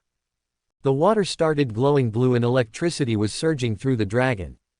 Kakashi's eyes widened at the combination. Holy crap, what the hell is that? I definitely can't get hit by that, he thought as the dragon shot at him quickly. Kakashi made a big jump back to avoid the small AoE damage it does. When he heard a volley of shuriken and kunai coming at him from 3 directions, forcing him to go the other way. A trap, damn it, he thought as he heard a voice as his eyes widened in realization. Gentle fist art, 8 trigrams 34 palms. Shit, I totally forgot about the other ones, he cursed in his mind, but it was too late. 2 palms, 4 palms, 8 palms, 16 palms, 32 palms. Kakashi fell down due to having his tenketsu closed off. Naruto jumped to where they were and took the bells. How did you do it? He said, still finding it quite hard to believe he got bested by genins. Naruto spoke it was a quite simple strategy if I'm going to be honest. Basically after we left we regrouped and planned a strategy to take you on, since it's unrealistic for a genin to take on a jonin one-on-one and get the bells, so I assumed we would have worked together. So the plan was that while you were busy with me, Sasuke set traps all throughout the area and we would push towards Hinata's direction until you were in her range so she can close off your tenketsu. And once she did that we'll take the bells. Kakashi, still being unable to cope with the fact that he lost, had a depressed aura around him, saying something about students being too smart for their own good before he regained his composure, kind of. So what will you do now that you have the bells? Naruto just looked at the bells, then at his teammates, and gave one to Hinata and tossed the other to Sasuke. Kakashi looked at this scene with a smile. Very well, you all pass with flying colors, he said with an eye smile. Well, it pained half EY. It seems you understood the test. Yes, the goal of the test is to see if you wouldn't get over that fact that there are only 2 bells and work together to get them. Caring about only yourself in a mission can prove to be fatal. Those who break the rules are scum, but those who abandon their friends are worse than scum, said Kakashi before continuing. Naruto, I have a question. You showed tremendous skill, but you got dead last in the academy. Why were you hiding your skill? In response, Naruto just smirked before he began speaking. Well, a little birdie told me that there's a genin squad where there is the dead last, the most promising kunoichi and rookie of the year. So when I started the academy I decided to become the dead last to get a strong team. Kakashi looked at him in shock. Minato-sensei, your child really is something else, thought the Cyclops. Sasuke and Hinata looked at the blonde in a new light. So Naruto-kun is actually really smart, thought Hinata with a small proud smile. HMPH, so the Dobi fooled everyone including me, not that I'll ever admit it, thought Sasuke before another thought reached his head. Wait, Kakashi-sensei, how do you have the Sharingan if you're not an Uchiha? Asked Sasuke. It was a dying gift from a friend, he said with a hint of sadness in his voice. Nobody decided to continue the topic, so Hinata changed it. Kakashi-sensei, you should be able to stand up in about 2 hours, I tried to not hit you too hard, said Hinata. It's okay, Hinata, alright, tomorrow we're meeting here at 9 to start missions, replied Kakashi. Everyone nodded and began to walk off before Naruto spoke up. So you guys wanna go get ramen? Sure, Naruto-kun, replied Hinata with a blush. Calm down, Hinata, it's not a date. Not yet, at least. The thought as her blush grew deeper, thinking about a date with Naruto. Sasuke just looked away. HMPH, I don't want to go, but I'll go, only because that plan wasn't all too shabby and we passed thanks to your plan. Naruto just chuckled. The trio walked off, failing to hear Kakashi asking for help. At Ichiraku Ramen, as they arrived to the booth, Naruto sat down. Hey Kyuuki Gigi, 8 bowls of miso ramen. An elderly man came out alongside a girl with brown hair who didn't seem much older than them. What would you guys be having? He asked as he looked at his team. Same as Naruto-kun, but only 1 bowl, said Hinata. Ayame immediately got a wide grin and nudged Hinata and whispered. So Naruto-kun is it, she said as her smile got wider. I can't say it's a bad catch, especially with that new wardrobe change, she continued, wiggling her eyebrows as Hinata got an atomic blush. Alright Yame-chan, stop teasing Hina-chan, you're gonna make her faint from embarrassment, said the blonde before continuing. What would you have, Sasuke? 2 miso ramen for me, he replied. Right on it, said the old man. Their food eventually came and they started eating and talking, and to the team's surprise Sasuke was also talking and not brooding the whole time. "Where the hell is Kakashi? This meeting was supposed to start 30 minutes ago," said an impatient Hokage. "It's Kakashi, what were you expecting?" said Asuma with a chuckle. A door flew open showing a battered, panting Kakashi. "What happened with you?" asked Asuma. Kakashi just said one word that caused everyone's eyebrows to raise. "Genin." Nobody was able to comment on it. Then Hiruzen started talking. "Alright, now that you're all here, give me the results." Team 10 passed. The new generation Ino Shikacho could use some work, especially Ino, she still has fangirl tendencies we need to work on, said Asuma.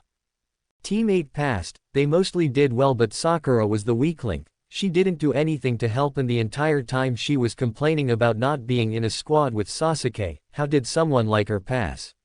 She is a prime example of the reasons kunoichi are often looked down upon, Kurenai said with a frown. Team 7 passed IR, but was cut off. Well, that's a new one. Kakashi usually never passes a team. Yeah, I assume the Uchiha was the cause, although he doesn't seem like much, said Kurenai. Asuma just snorted in response. I'm pretty sure the Uchiha wasn't the cause. Anyways, Kakashi continue, I'm curious to see how Naruto-kun did. Everyone else raised an eyebrow but weren't able to comment on it because Kakashi started speaking. Well, it seems that Iruka was correct that Naruto is hiding his strength. Immediately when the test started, he gathered up the squad and figured out the point of the test. Naruto attacked me and made a water dragon out of thin air with a single seal like Iruka said he could, but the next part is the terrifying part. He added lightning to it, making it stronger. I of course had to dodge it, but he kept on attacking me, forcing me to move. I ran into some traps that forced me to move into a clearing where Hinata was waiting for me, ready to close off my tenketsu with her juken. It was all a plan formulated by Naruto. He would pressure me into moving in a specific direction, and to make sure I didn't stray away from the path he was making for me, he made Sasuke set up traps, and once they had me where they wanted, Hinata would finish it, said Kakashi. To say everyone was shocked was the understatement of the decade. Everyone except Asuma couldn't believe it. How? He's barely out of the academy, and graduated as dead last, asked Kurenai. Yes, but that's not all. When I asked him why he was hiding his skill, he told me because of how squads are formed. The Rookie of the Year, Most Promising Kunoichi of the Year, and the Dead Last made a squad. And when the academy started, he made sure to get the bare minimum score to pass through the years in order to get dead last to ensure he got a good squad. Everyone again was shocked. That's really genius actually, said a random Jonin. It was Asuma's turn to talk. Yeah, the kid's knowledge is nothing to scoff at. Even at 8 years old, he managed to learn how to apply wind chakra to a blade in just 2 days, and in 5 days he improved upon it. He also soaked up every wind jutsu I threw at him. The kid is a literal genius, just like his father. He finished with a chuckle as he put a cigarette in his mouth. Wait, Asuma, you knew?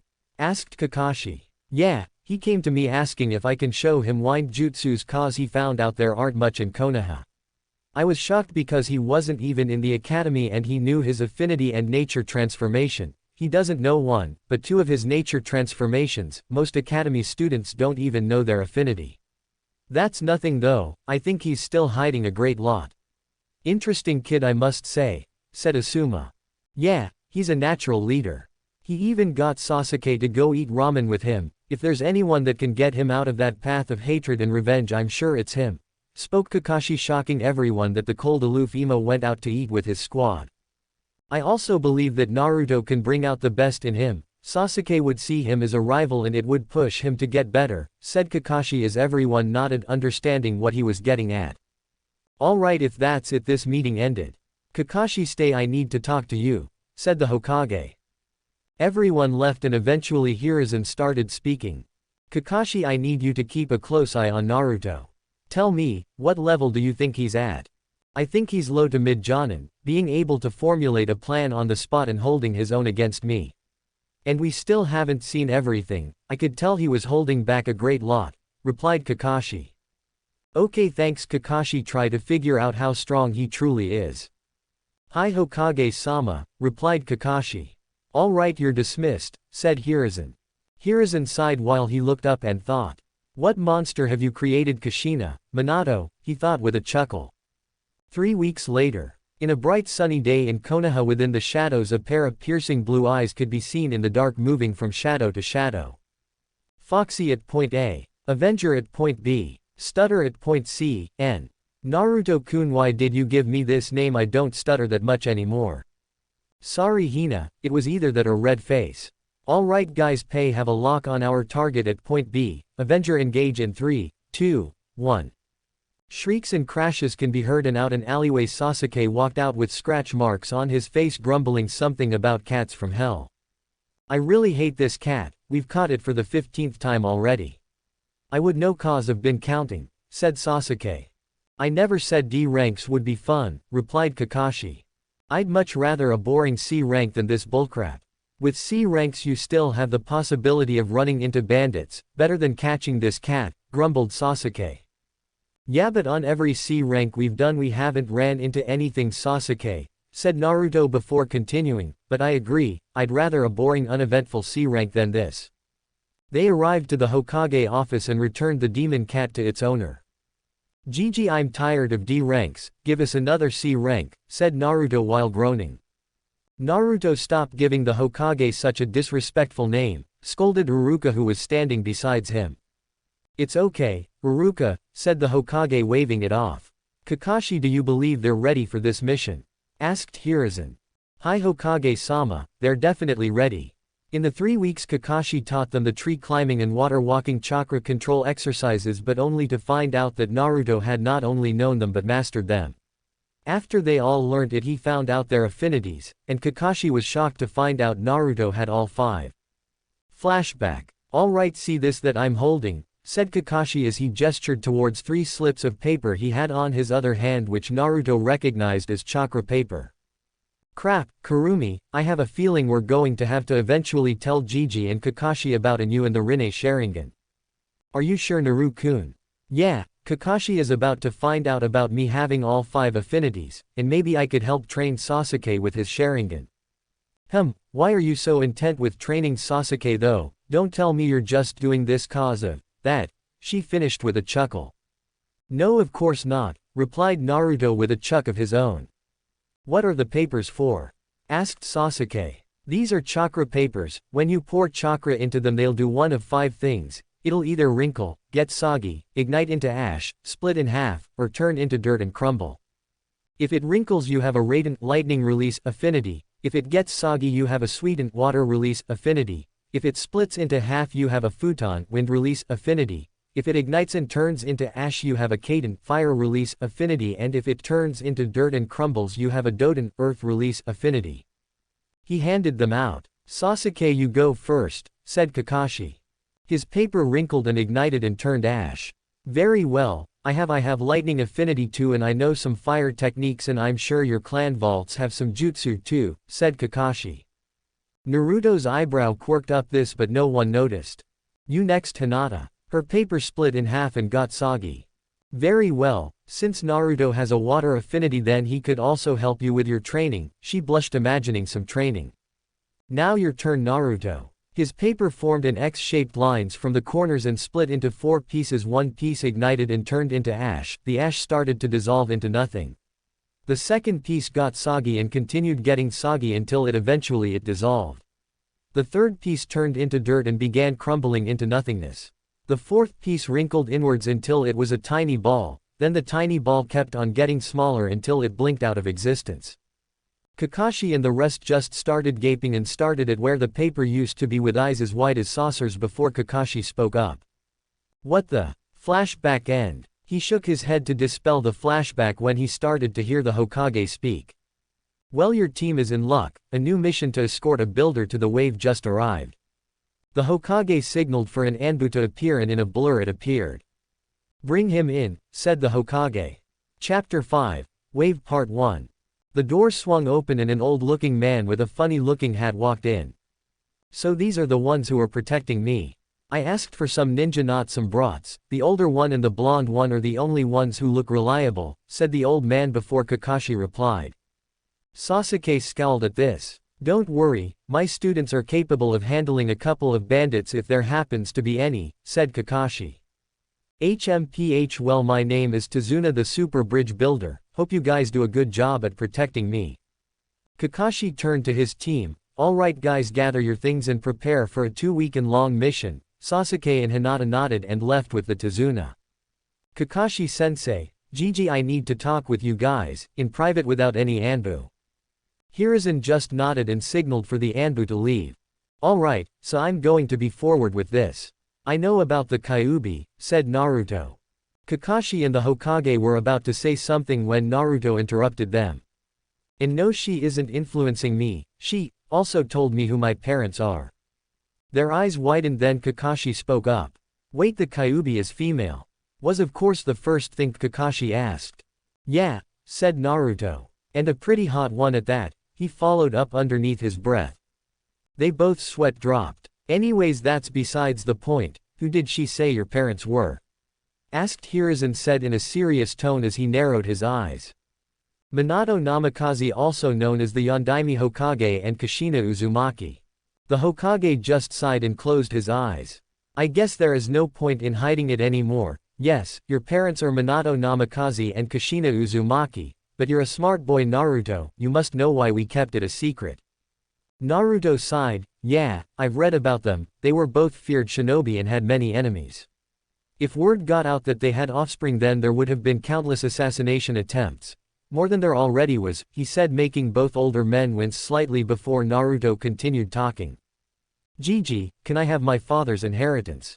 I already know who they are, and I'm strong enough to protect myself.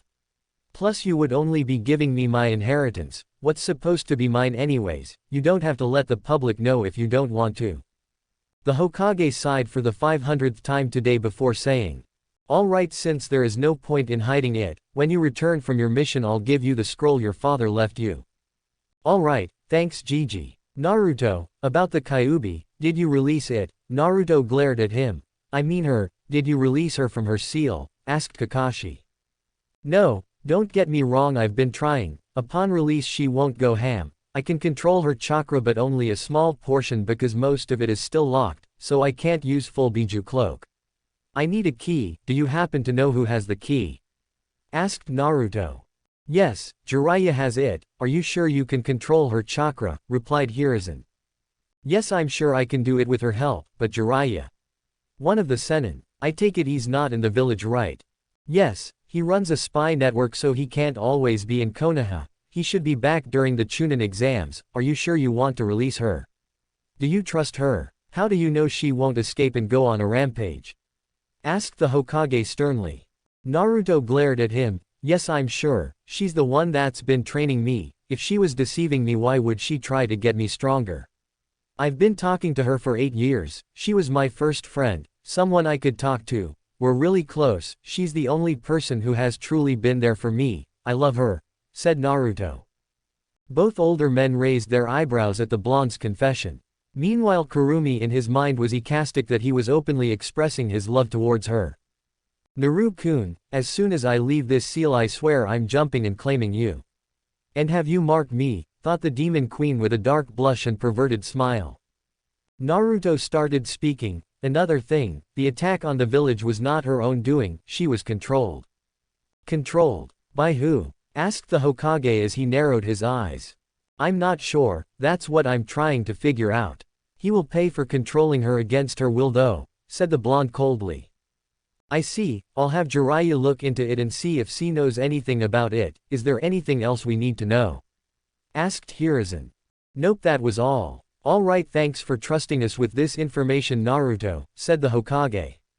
No problem Gigi. Naruto, I have another question, how do you know Fuinjutsu? Asked Kakashi, unaware that he had his mother's inheritance. A while ago I came to Hokage Gigi and asked for my Ka-san's inheritance. I got it and she left me some scrolls on Fuinjutsu and the Uzumaki chakra chains, replied Naruto. Kakashi just have an understanding nod, slightly curious as to if he knew how to use the chakra chains, but decided to leave it at that.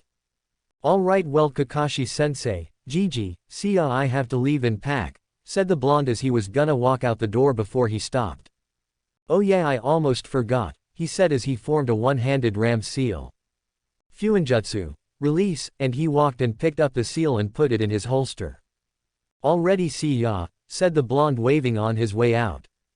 The two men just looked at each other and sighed. When Naruto left the office he left to his apartment in a swirl of flames to his house. He got home and began to pack things in his storage seal tattoo. Then he heard Kurumi talking to him. So you didn't tell them about your Rinne Sharingan? No, there is no point in telling them if I could avoid it. Having them know about you training me is enough to keep them off my back without having them question how I'm getting all this power. I was originally going to tell Kakashi so he can help me with training, but I realized no one but you can help me with Rinnegan training, and Kakashi isn't the best option to ask for help with my Sharingan training. Plus I'm sure I can keep my eyes hidden for longer. I can still use most of my abilities without activating my eyes, and even if I need to use an ability that requires my eyes, I have that mask to keep my eyes hidden. Yeah, that makes sense, and if they found out, there is no way they'll let you leave Konoha. The council will send countless Anbu to retrieve you, and say they do somehow capture you, which is very unlikely. They'll make you into a breeding stock. HMPH, as if I'll let that happen though. Naruto chuckled at that ending part before Kurumi spoke up again. Naru-kun, you're going to be near Uzushio in this trip. Do you plan on visiting the ruins and look for the vault your mother spoke about? I really want to, but I doubt Kakashi would leave me out of his sight, and leaving a clone wouldn't be the brightest idea. Another thing, Naru-kun, near the wave there is a temple that was made for me long ago. It holds the fox summoning contract. It hasn't been signed and I would love it if you were the first to sign it. I'm sure my foxies would love you too. Inside the temple are also many other scrolls and jutsus that my foxies have snatched since around the Warring States era. Try to visit it to sign the contract and possibly look for scrolls to help with your sub-elements and expand your jutsu arsenal. Alright, I'll try and visit it. If it's close enough I'll make discreetly clones and send them to find the location, said Naruto. Sounds good, but don't tell Kakashi or let him find out. He'll probably have to tell the Hokage and the council might try and raid it to get what's inside. They can't get in without my permission, but still, just to be in the safe side. Also you should get going, you were already supposed to be at the gates, she finished with a snicker. Oh crap, you're right. Naruto grabbed some bowls on instant ramen and put them in his seal before leaving in a blur. At the Konoha's gates 3 figures can be seen, 2 male and 1 female. Where the hell is Naruto? Asked an irritated Sasuke. The Tazuna was getting annoying and smelt like beer, and Hinata didn't really talk to him, and it was awkward. But in a poof of smoke Kakashi appeared. Already guys, you ready? Asked Kakashi before he looked around and noticed a distinct mop of blonde hair was missing. Wait, where's Naruto? That's what I would want to know, said Sasuke as he crossed his arms. As if on cue, Naruto arrived in a swirl of fire. You're late. Please don't tell me Kakashi-sensei is rubbing off you, said Sasuke with a scowl. Naruto just gave a sheepish grin. Sorry, I got lost in the road of life. They just sweat dropped at his response. Yeah, Kakashi is definitely rubbing off him, was the thought shared by the other 2 genin. Meanwhile Kakashi had a proud look on his face. However, Hinata noticed something. Wait, Naruto-kun, where are your stuff? Asked Hinata, noticing he didn't have a backpack. I'm using storage seal tattoos, replied Naruto as he lifted his sleeve to show the tattoo on his arm. Tattoos? I've never heard about that. I thought you could only seal stuff in scrolls, but even so seal masters are rare, so they're expensive, she said. Yeah, true, but good thing I made them, replied Naruto with a smirk. Hinata looked shocked. That's amazing, Naruto-kun. I didn't know you knew Fuinjutsu. Circa. Can you possibly make a storage scroll for me? That is if you know how to make scrolls, and it's okay if you don't want to. Yeah, sure, I see no problem with that. I could make it when we arrive at the wave. Show me how to make those dobi, said Sasuke. Why should I tem? Alright, since we're all here let's go, said Kakashi, deciding right now isn't the best time for them to argue. Naruto summoned his mask and put it on, then they all started walking out. Again with the mask dobi? Asked Sasuke. Yeah, I like how it looks. Why? Are you jealous cause you don't have one? Teased Naruto. HMPH, as if I'd want one, it makes you look like a loser. Tazuna then turned to Hinata. Are they always like this? Hinata sighed. Unfortunately yes. Kakashi looked at his team and also sighed. This is gonna be a long trip. On the way to the wave, Hinata and Naruto started making small talk with the builder. It was mostly just him bragging about how great of a bridge builder he was. But on their path Naruto noticed a puddle. He was sensing chakra in it, so he looked at Kakashi, who just nodded at him. Naruto started reaching into his holster, which now held a few new things. As they got closer, the shinobi hiding in the puddle jumped out and with their chains split Kakashi in half. Hinata and Tazuna looked in horror. When the two nin landed, the one with the mask they saw with the squad disappeared in a burst of speed, then appeared again next to them. He then made a rat hand sign and said, "Gravity seal level 150, active." All of the sudden, before they knew it, the two shinobi slammed into the ground by an invisible force, making a small crater where they're laying. On impact they broke a few bones, thus rendering them unable to move. Kakashi soon appeared next to them, shocking the builder and to a lesser extent Hinata, cause then she noticed the splinters where Kakashi's body was supposed to be. Understanding what happened, Gozu and Maizu, the demon brothers, 2B ranked missing nin from Kiri, what are you two doing attacking a genin squad? We don't give a damn about the squad, just give us the builder and we'll be out of here, replied one of them. Kakashi narrowed his eyes at the mention of Tazuna. Sorry, can't do that, we have to protect him. Who sent you? Said Kakashi in a serious tone. As if we'll tell you, said the other one. Naruto unsealed a sword. He's been getting more practice with his kenjutsu. His mother left him some scrolls on some Uzumaki kenjutsu. He didn't have any special sword though, just a standard sword. He pointed the blade at one of them. Answer the question, said Naruto as he brought the sword closer. You're a genin, you wouldn't dare, one of them said. At this Naruto swung his sword and cut off one of their hands. Hinata and Sasuke were scared at the action and Kakashi was surprised but decided to not speak up on it. Ow, what the air, you insane kid, shrieked the one who get his hand cut off. Answer the question, said Naruto. Okay, Gato sent us to kill the bridge builder. Gato. As in Gato, the rich dude that owns a shipping company. Said Naruto. Yes, him. Naruto then chopped them behind their neck, knocking them out. Kakashi then looked at Tazuna. You have explain to do, why do you have shinobi after you? This is supposed to be a B-ranked mission at least. Tazuna then went on to explain how Gato has been sucking this country dry by controlling their docks. He also explained that he was barely able to gather enough money for a C-ranked mission for Ninja to protect him because the bridge would end their dependence on the docks, thus ending Gato's control and help with trade in their country.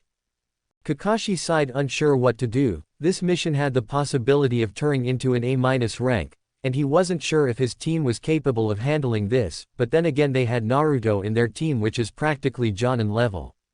I don't know, Kakashi, saving a country is tempting and would look good in my record, said Naruto. Kakashi sighed, then looked at Sasuke and Hinata. Alright, what about you two? I'll go, said Sasuke. Me too, followed up Hinata. Kakashi sighed and looked at Tazuna.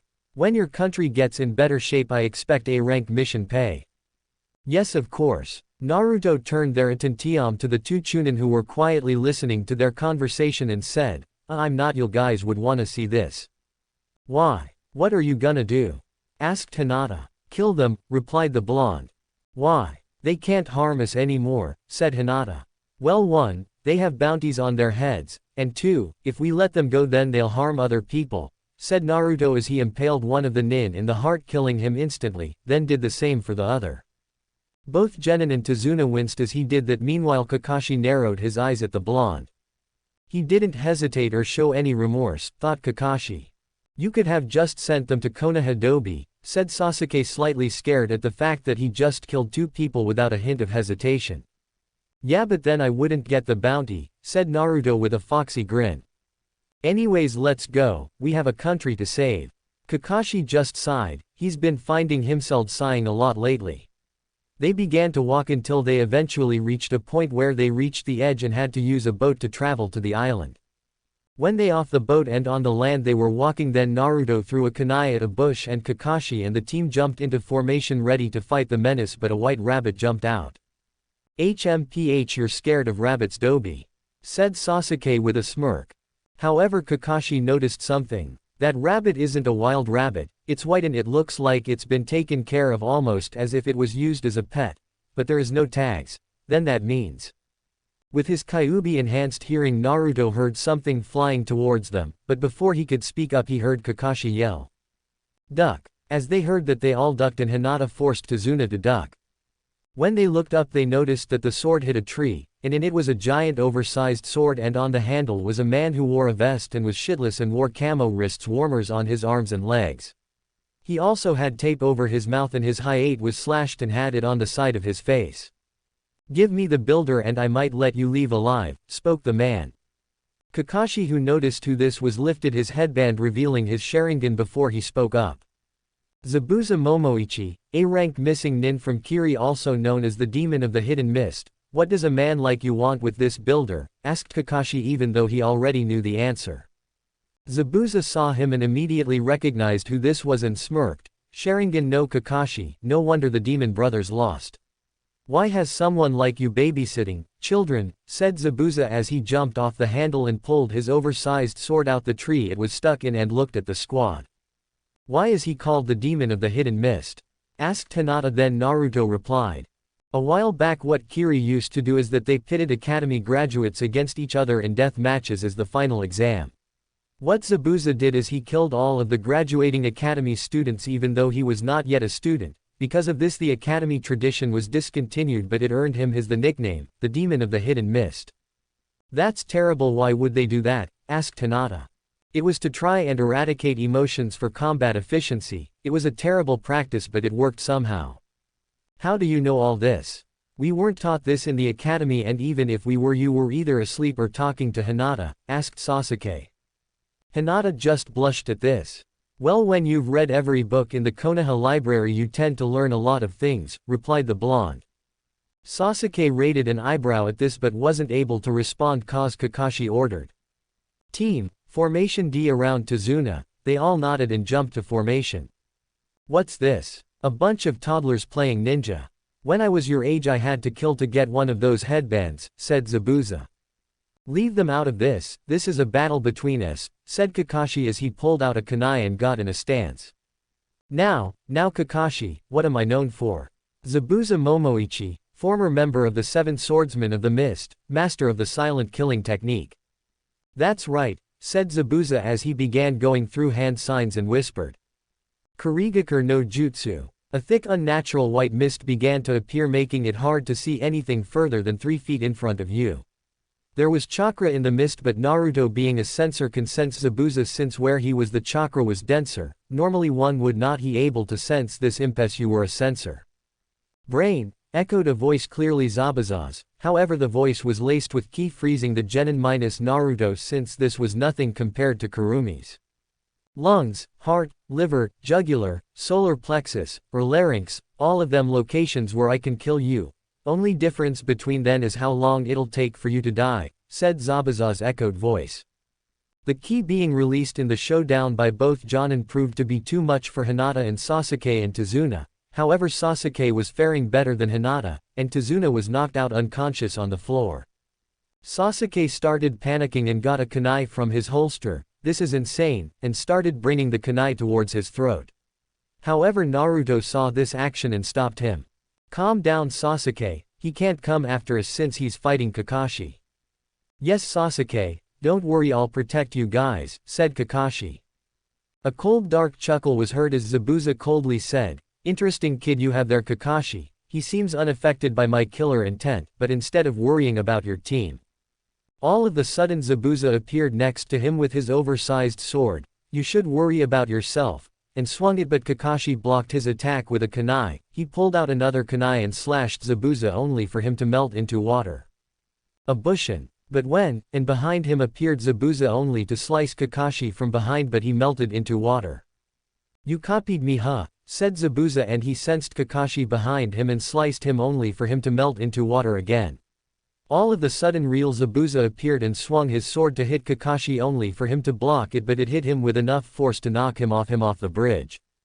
While this happened, Sasuke was cursing himself for being weak. "Why am I so weak? I'm an Uchiha, Uchihas aren't weak. How could I let myself freeze up?" Naruto didn't freeze up. Hell, he didn't even flinch.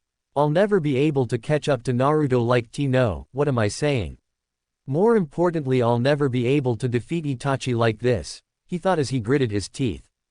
Back with Kakashi and Zabuza, when Kakashi fell to the water, Zabuza followed suit and they continued fighting. Kakashi found it a bit harder to fight because he couldn't see due to the mist. He was relying on instincts at this point. Kakashi was fending off attacks from Zabuza, but his attention was diverted for a split second. However, this split second was all Zabuza needed when Kakashi felt the air around him get heavy with water. By the time he realized what happened, it was too late. Suiten, Suiro no Jutsu, water release, water prison jutsu.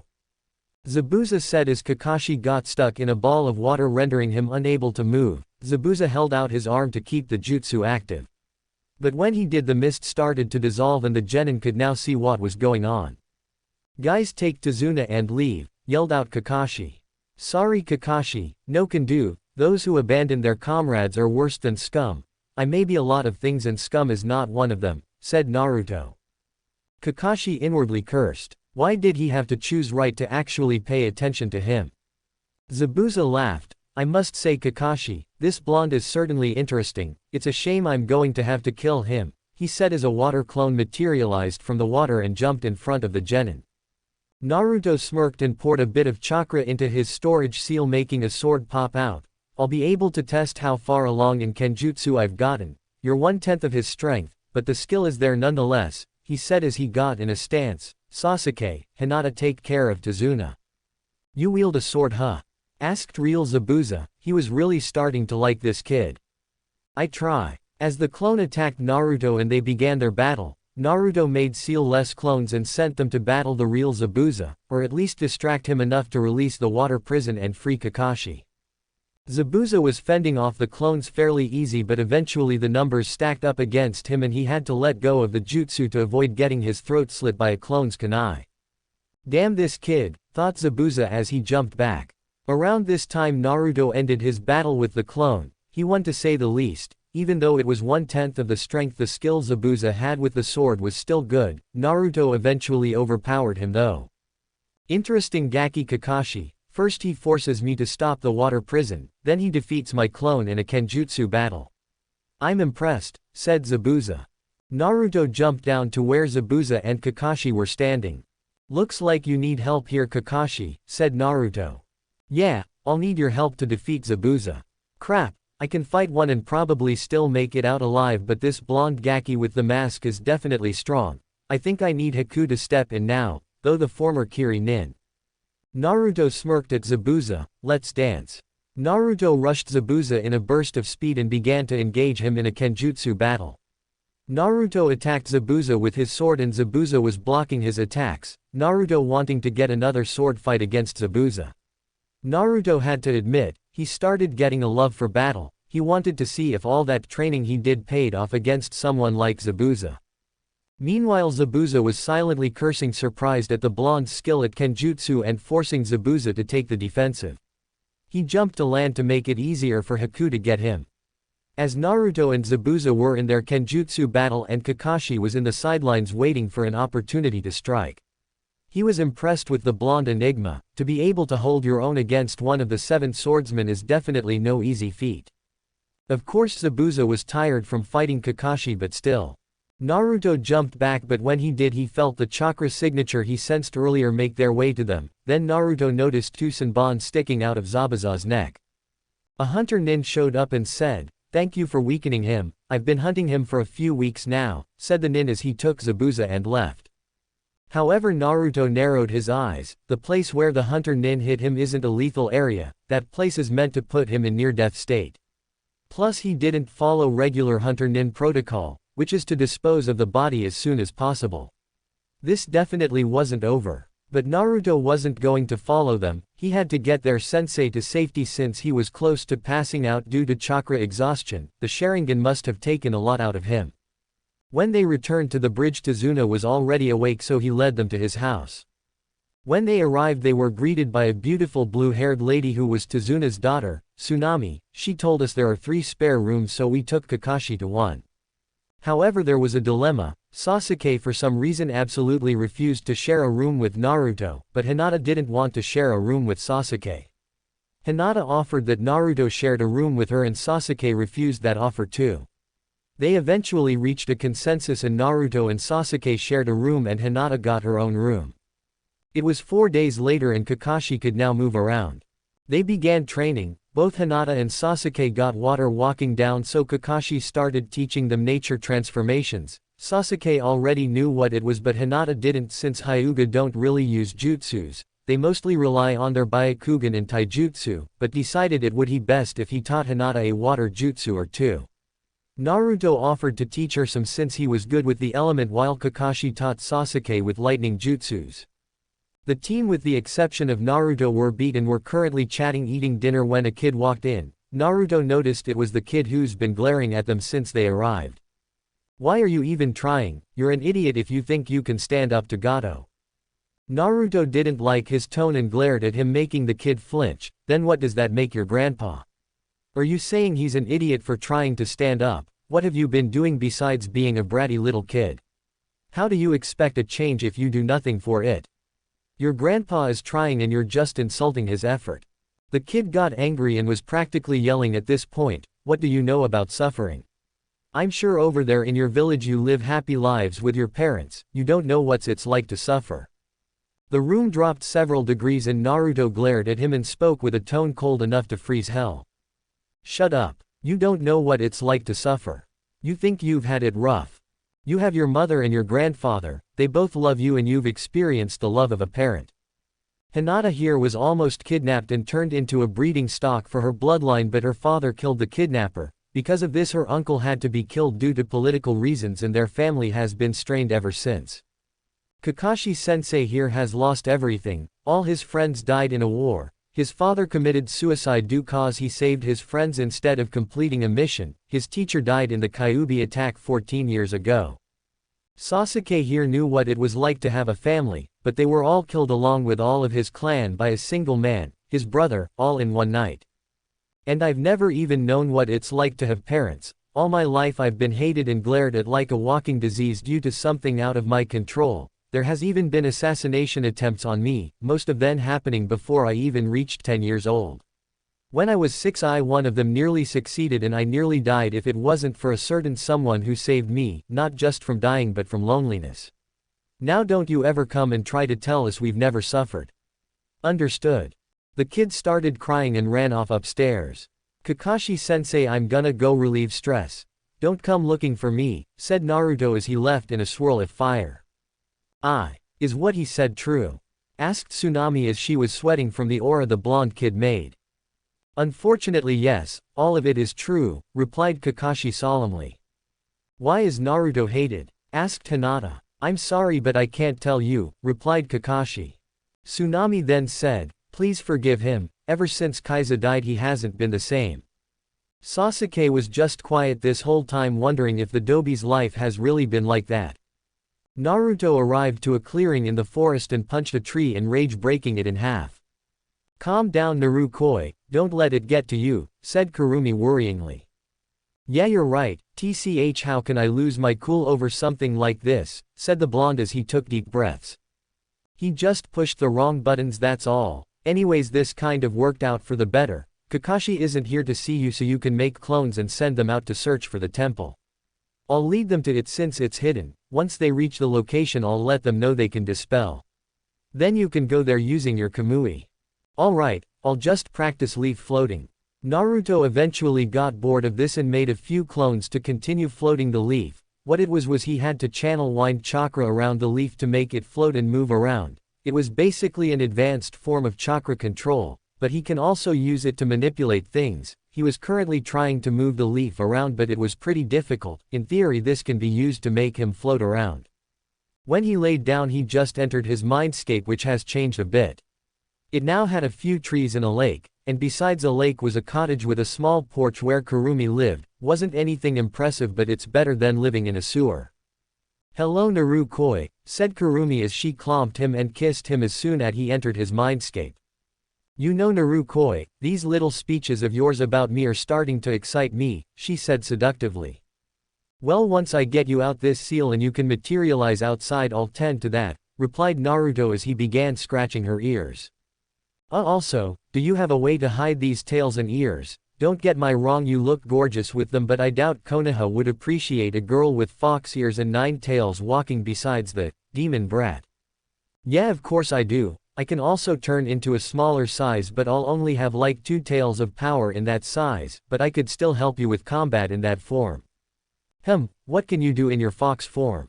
I can use a mini Bijudama, but that's about it ability-wise. I'll of course fast and strong. When you release me, you'll still have your fast healing and massive stamina blush, and you'll be able to access your Biju cloak.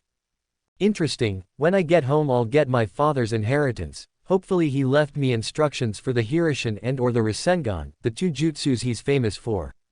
So what's your plan? When are you going to leave? My original plan was to leave after the Chunin exams, but I'll have to see because Jiraiya is the one with the kisa. I need to stay and get him to give it to me.